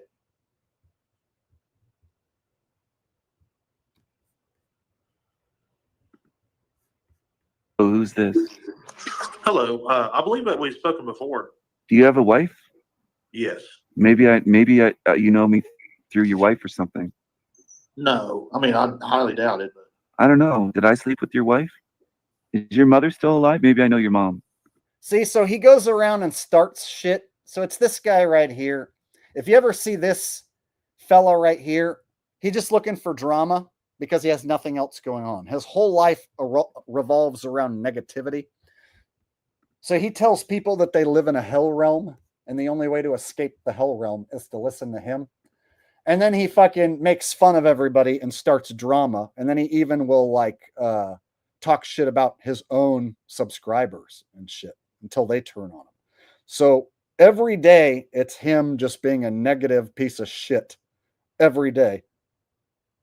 So the people who hang out over there, I don't understand what you get out of it.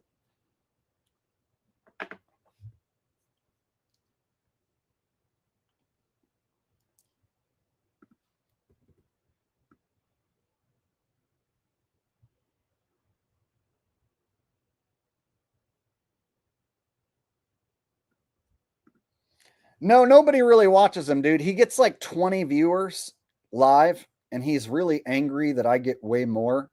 So he gets 20 people, and I'll get like 400 or 500. And then he'll show up here while I'm streaming and bitch and moan. He'll use different sock accounts to promote himself and shit. And then he goes over to his channel. The coward Jake, he blocked me. Jake is fake. He's a diamond. He's a diamond. That's his favorite thing to call people. He's a diamond. Look at his eyes. Look at his eyes. He's a diamond. You can see his dark eyes that he's a diamond. And he does this stupid laugh. He goes, like he tries to do this evil demonic laugh. So he basically tries to piss people off and get people angry. And then if they show any emotion, he's like, yes, I did it. I achieved my goal of getting someone angry. Yay! Like he thinks that like that's the ultimate accomplishment, as if he pisses someone off. So in his mind, he'll be like, look at how triggered he is. Look, I got Jake triggered. Jake is triggered. I must have done something right. Watch, he'll be over there on his channel kissing his own ass, talking about how I'm a demon and I'm triggered right now. And he's got me so triggered that I'm having to talk about him. Meanwhile, I'm just exposing that he's a fucking piece of shit that nobody should watch.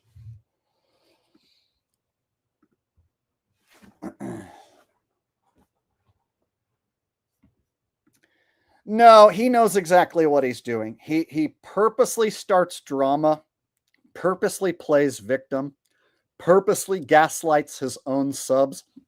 It's a cult where he tries to like talk a bunch of shit about everyone. And then if you're like one of the few people who he doesn't talk shit about, it's like, oh, you're part of his special club. So if you're one of the 10, 20 people who he doesn't talk shit about, well, you must be one of his special cult members who he respects. But if you're not part of his little 20-person cult, then he's going to talk shit about you. And he'll talk shit about anyone and everyone for anything and everything. But if you bring up any of the videos of him being a shit-talking bitch, oh, well, that's different. He's allowed to be a shit-talking bitch. And it's not demonic or satanic. He's helping people to escape the hell realm.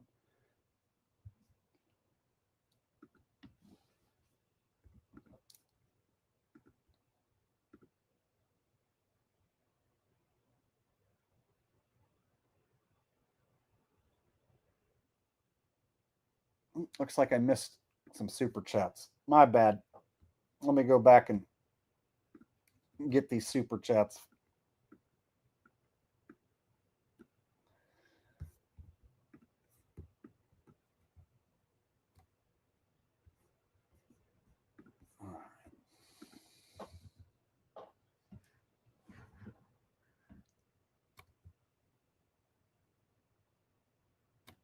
Okay, Lemming in a shiny metal box says, Sir Jake, I lost sense of taste and smell, received a purple toe after allegedly testing for rice-a-roni, but I wish there was another way to explain this phenomenon that aligns with your perspectives on the matter. Yeah, my sheeple aunt and cousin, who both took the VAXX, both claim they got the convid, and they both claim that they lost their sense of taste. I let people cough in my face, and I still taste just fine. So I guess I'm just so lucky to have never lost my taste. I don't know. So I don't know, man, about the whole losing your taste thing. There's people who claim that they did catch the convid. I don't understand how you can catch something that didn't exist, as far as I'm concerned. So I don't know what happened to you, bro.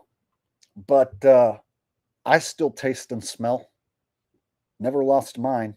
And I let people cough in my face. So I don't know how that lines up with your perspective. Thanks for the donation, though.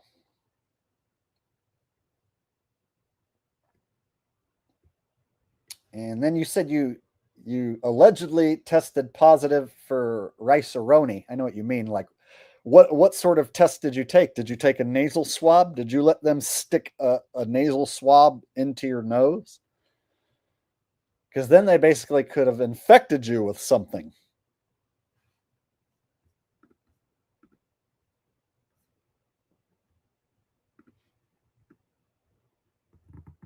So if you took the PCR test and then afterwards you got sick or lost your taste, that could be something else that they affected you with.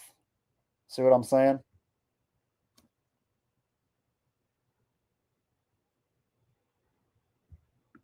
Rumble Rule says, Jake, yes, it's true. He is cringe, but he also somewhat right about the soul trap. How would you know? How would you know if this place is a soul trap and you're going to repeat this over and over unless you listen to Steven? That's what he tells people. You have to listen to him. Otherwise, you're going to be stuck repeating the hell realm forever. I'd like to think that I can come to my own conclusions about this realm. And then in the afterlife, when I'm presented with what this was all about or whatever, perhaps I'm able to ascend this place and not repeat this without ever having to listen to loser-ass Steven. So I'd like to think I'm capable of ascending this hell realm myself without ever having to listen to a damn word that stupid-ass Steven has to say, who goes around starting drama on purpose just so he can get clicks and sympathy. If I were you, bro, I wouldn't watch that guy. You're just bringing negativity into your own life. I went to checked out his stream the other day, and he was literally telling his own audience to stop watching. I don't want you here. Go away. I don't want you here. You guys watch Damons like Jake the Asshole. I don't want you here. If any of you guys are Damons who watch Jake the Asshole, you need to leave. Well, I'm telling you the same thing. If you're a dipshit who watches King Stephen, I don't want you here. So we both tell our audience the same thing. We don't want you here if you're watching the other guy. Except he gets 20 people who watch his 12-hour streams, and I get 400 to 500 people on average. Sometimes a lot more, depending on what we're talking about and what's going on in the world.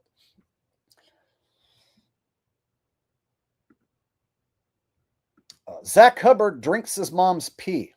Number games with Zachary K. Hubbard. I drink my mom's pee. That sounds like something the real Zach Hubbard would say. I'm going to guess that this is the official, legitimate Zach Hubbard account because Zach Hubbard totally drinks his mom's pee. Sounds about right.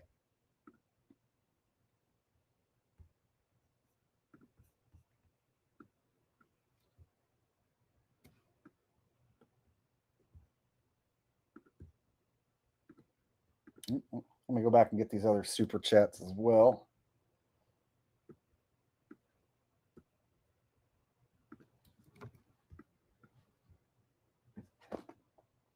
And if you haven't done so yet, smack the like button. I would really, really appreciate it.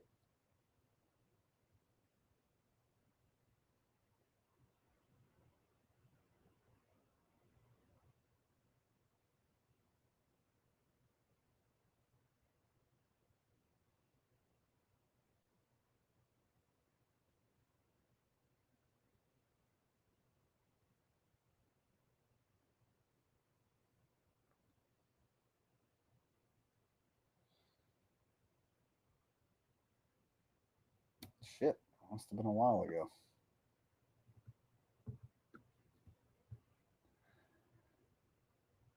All right. Give me just a minute while I scroll back and snag this super chat. Mike Leo says, can you do an Archaix impression? He's got a quirky voice. I've already done like 10 different Archaix impressions, but you probably missed it. So go back to the beginning of the stream if you want to watch me do Archaix impressions like 10 different times. But I'll do like the 11th or 12th different Archaix impression right now. Hey, brother, I don't care about money, but I appreciate you sending me your money. Now, all you got to do is send me $495 more, and I'll tell you how to beat Las Vegas. I've been going to Las Vegas 5 times in the last month, and brother, let me tell you, I have proof that we are in a simulation, and I've developed software that's allowing me to beat Vegas for more money than you could possibly imagine. So I've been racking up so much money here. I've been getting comp hotels. I'm not in it for the money. But if you give me $500, I'll tell you how to make a lot of money.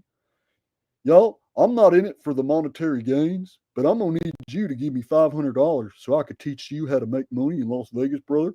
We about to make $1 billion. I'm going to teach you with this information how to beat Las Vegas. They're going to have to shut down these casinos after I get through with them because let me tell you what, I just can't lose. Dude, thanks, brother. I like to eat fried chicken and drink Coca-Cola and drink beer on a daily basis.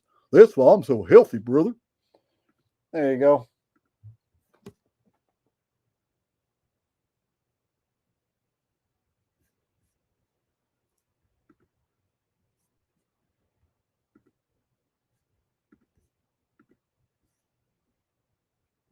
And then I missed one from Nev Soul. Says he's going to take my super chats. What?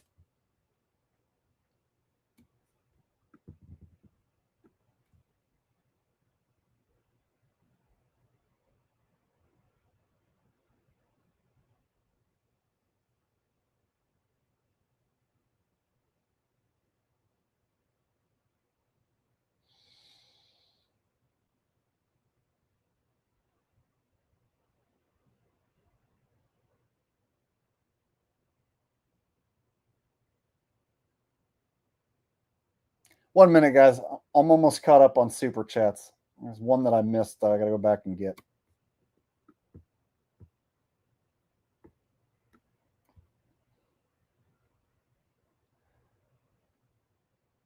Shit.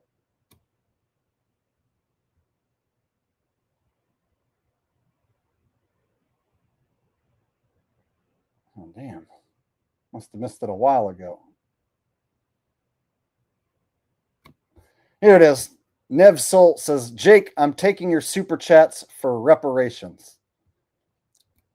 Looks like you sent me a super chat. So you're doing the opposite of what you said. You just sent me a super chat, bro. So how can you be taking something that you just sent to me? Pot Fried 420 says the Archaix impression is hella funny. Looks like we got a fellow Californian here. Usually it's only Californians who say hella.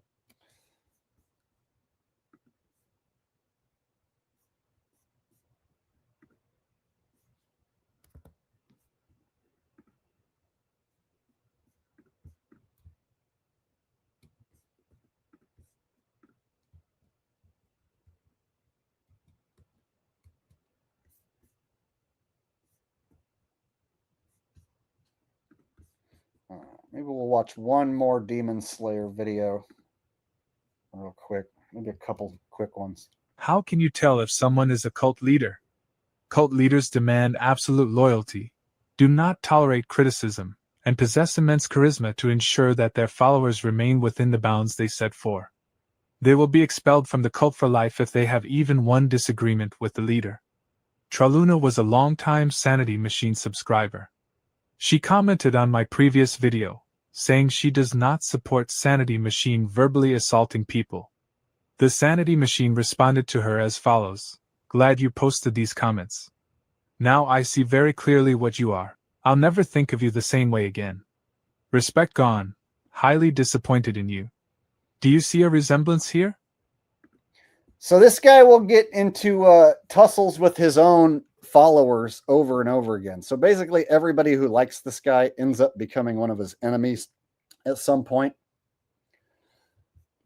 So yeah, if you're one of the 20 people who watch this guy, it probably won't be long before he sets his sight on you and picks on you. This is his MO. And then he wears this blanket and he lays around all day long in this blanket, calling people demons. He's a diamond. She's a diamond. Everybody's a diamond. If you don't listen to me, you're going to live in this hell realm. His entire channel.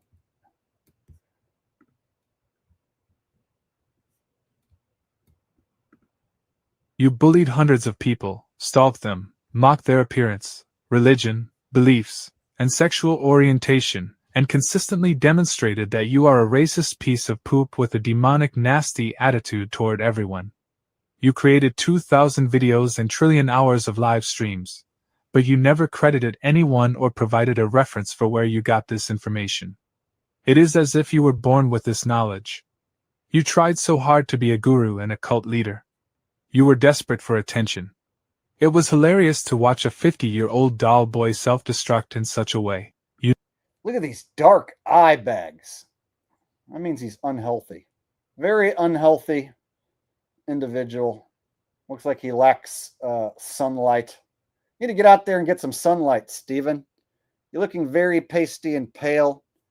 Dark eye circles. Look at him. Just look at him. Just look at him. He's a diamond. He's Matt Diamond. He's a diamond. Diamond. Diamond. Demon. Diamond. Just look at him. You never reflected on your actions or accepted responsibility for your mistakes. You blamed it all on Team Evil. You were an expert at projecting onto others, from calling people incels to demons. It was all a projection. You focused on everyone on the internet but yourself. To your few remaining cult members, you are worse than your cult leader. You never felt sorry for those he attacked, mocked, and bullied. Because it was not directed at you.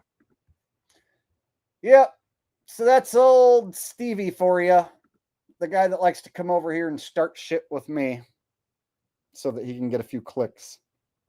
Does that look like a fella you want to go watch? An old 50-year-old man who has dark eye circles, who looks like he never goes outside, who plays with puppets, who slanders and attacks guys like me while he streams for 12 hours for 20 people. And the 20 people who does watch him, He calls names.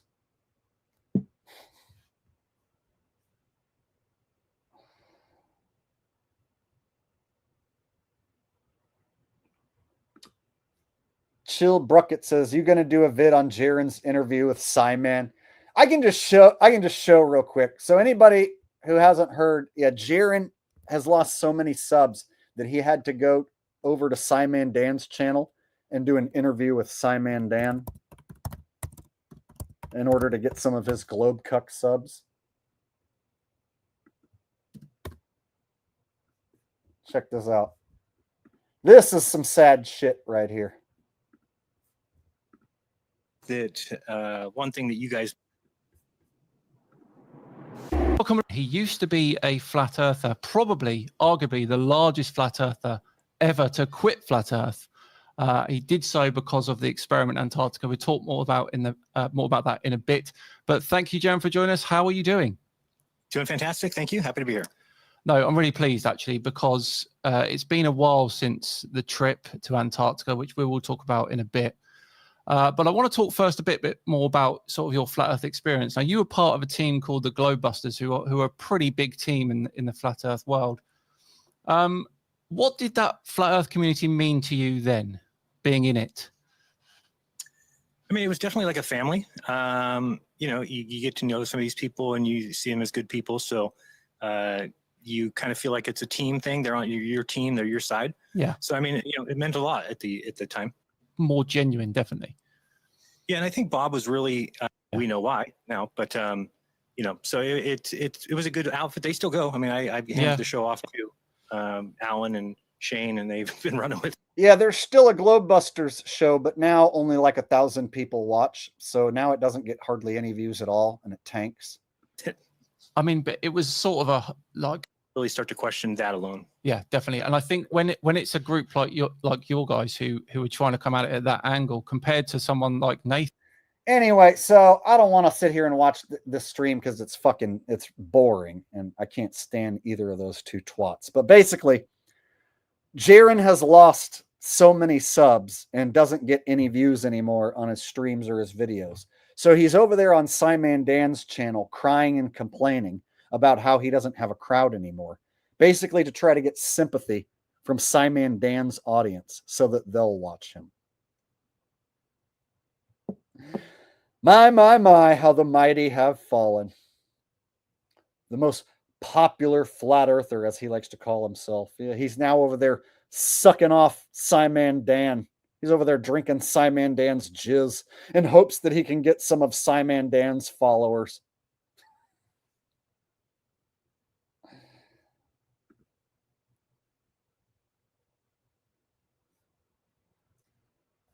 Not only that, Jaren has been hanging out with Mick Toon and Will Duffy, Fight the Fat Ass Craig. So now Jaren's best friends are all professional globe cucks.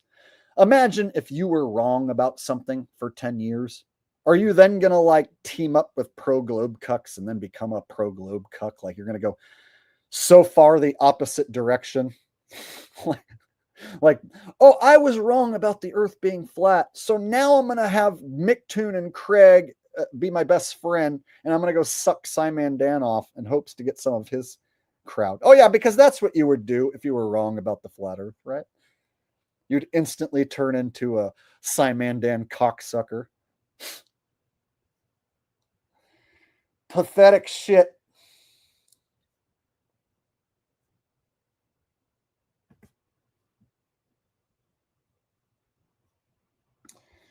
Chill Bruckett says, were you ever cool at the Morguile? He used to do some great vids, but then he seemed to have lost it. Drugs. Yeah, he was part of the Globebusters. He was with Jaren and Bob at the height of Globebusters, but then he got into drugs and e-begging, so they basically booted him from the show, and then he spiraled to the point where he was like begging for people to send him money so he could get a hotel room. So he's turned into a total drug addict e-beggar, and he never did anything to me, so he never made slander videos like the other guys did. So I can't sit here and talk as much shit about Morguile, like as far as being a shill. But he did hang out with shills, and he was part of a shill show. But since he got into drugs and then they booted him and then his life spiraled out of control, it's almost like he got taught a lesson without someone like me having to do anything. So I don't have to expose him. I don't have to call him out. He pretty much went down the toilet bowl on his own. And now he's pretty much irrelevant. I don't really know anyone who talks about Morgile or brings up anything that Morgile's doing. If Morgile is to be brought up, it's probably people talking about how he's a fucking e-beggar and a druggie.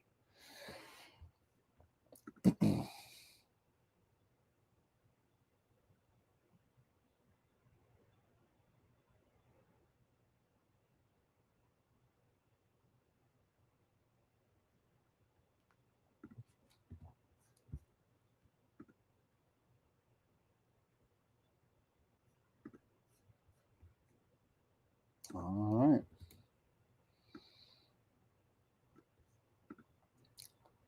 Yeah, speaking of Globebusters, let me show you what Globebusters looks like now. So apparently, Jaron handed the show to Witsit and someone else, but then Witsit handed the show off. So now I think it's run by Cami Nodell, which is like Bob's manly-looking wife, and then someone else, like somebody named Zach, I think. And now they only get like $1,000 or 1,000 views per week, which is nothing.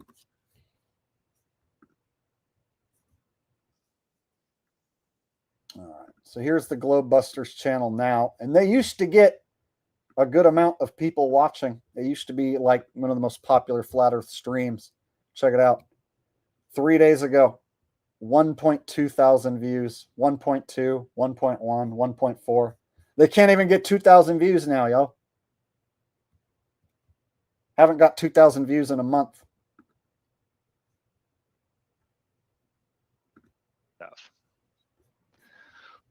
Let's say hi to some people in the chat. We got Jana and Brian and Vern and Sherry. Thank you. I don't even know who this guy is. Does anyone recognize this guy down here? I don't even know who this Oh, so motherfucker much. is. Captain Caveman's hanging out. Truth Detective, Angling Alchemy. Of course, Cammy, Aisling 717. There's Liz the Iron Maiden. You guys are the best. Thank you all for coming in. So this is what a Globebusters show looks like now. They're saying it as if it's some sort of smoking gun. Like these two men walk from India all the way to the U.S. border. How does that prove the? Yeah, not very many people watching anymore. Look at this, 91 thumbs up, only 1,200 views. Yeah, safe to say that channel's essentially dead.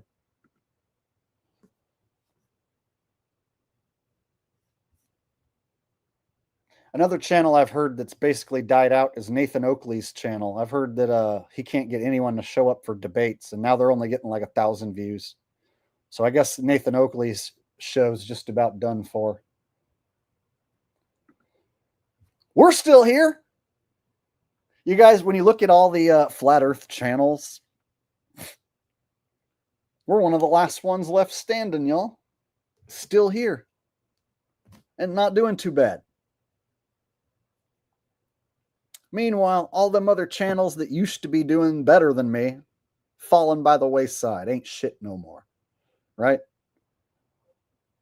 I remember in 2018, I got thrown under the bus in the Flat Earth cult community, and a lot of people unsubbed from my channel. And Jaron kept making videos and getting big views, and Dubé and ODD and all the shills just kept on rolling. Well, now, here we are, 2025. I'm not doing too bad. Still around. Still getting decent view counts. Maybe not great, but still decent. ODD, gone. Nathan Oakley at the bottom of the barrel. Globebusters at the bottom of the barrel. Eric Dubé, not getting that many views anymore either. Eric Dubé's views have dropped significantly. Nobody talks about Eric Dubé that much anymore. When was the last time Eric Dubé came up with anything new? Still repeating a bunch of old shit. So if you look at it, the only two legit flat earthers still here, still standing, who didn't get affected by the Will Duffy's shill shit experiment, me and Q and Fee. It didn't affect us at all. We're still standing here. Nobody watches Mark Sargent no more. Nobody watches that motherfucker. And his show doesn't even really talk about flat earth. It's like a pop culture show. Go watch Mark Sargent's stream. It's pop culture. He doesn't fucking discuss flat earth. If you go watch me and Q and Fee, our streams where we hardcore talk flat, like the real flat earth shit. And then you go look at Mark Sargent. That's not flat earth shit. This is pop culture junk. Time wasting pop culture shit. Go find me Mark Sargent actually talking about some legitimate flat earth. He doesn't do it.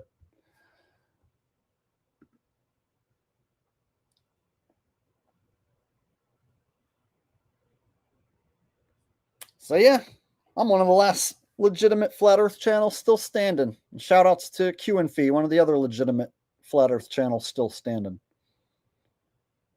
Basically the two only channels still standing.